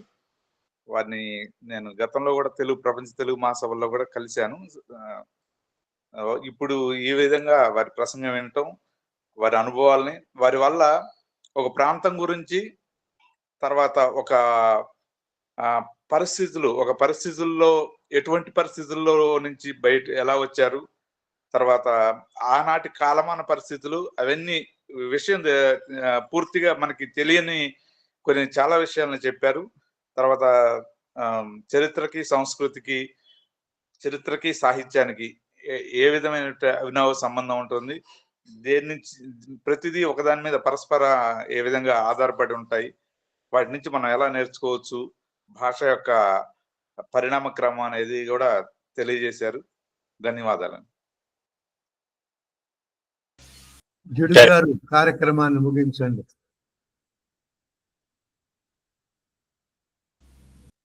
పురాణం గారు మీరు ముగించండి. అలాగే ఈనాటి మన కార్యక్రమంలో మనకి తెలిసిన విషయాన్నే మరొక కొత్త కోణంలో మనకు అతిథిగా వచ్చిన దాట్ల గారు చెప్పడం జరిగింది. దానివల్ల మనం చేస్తున్న కార్యక్రమాన్ని మరింత గట్టిగా ఎలా చేయాలో అనేది సూచనప్రాయంగా మనకు అందింది. అందుట్లో ప్రస్తుతం ఉండే తరానికి తెలుగుపై ఆసక్తి ఎలా కలిగించాలి అనే దాని మీద దృష్టి పెట్టడం మనకి ఒక ముఖ్యమైన కార్యక్రమంగా తోస్తున్నది. అదే రీతిలో సుధారాణి గారి సమీక్ష, తాళ్ళూరి వారి కథానుభవము కూడా అదే దిశలో ఉన్నాయి. ఇలాగా ఇందులోంచి మనకు ఇప్పుడు గట్టిగా అనుకోవాల్సింది ఏంటంటే, పిల్లల మనసులు చూరగొనే విధంగా లబ్ధ ప్రతిష్ఠులైన రచయితలందరూ కూడా రచనలు చేసి సులువైన వచనంలో, వారు చెప్పారు కదా మనకు మిత్రులు, కర్ణాటకలో వచనం గురించి ప్రత్యేక శ్రద్ధ వహించి ప్రతి ఒక్కరికి అది మప్పుతున్నారు అన్నట్టుగా ఇక్కడ కూడా అదే ప్రయత్నం చేయాలి.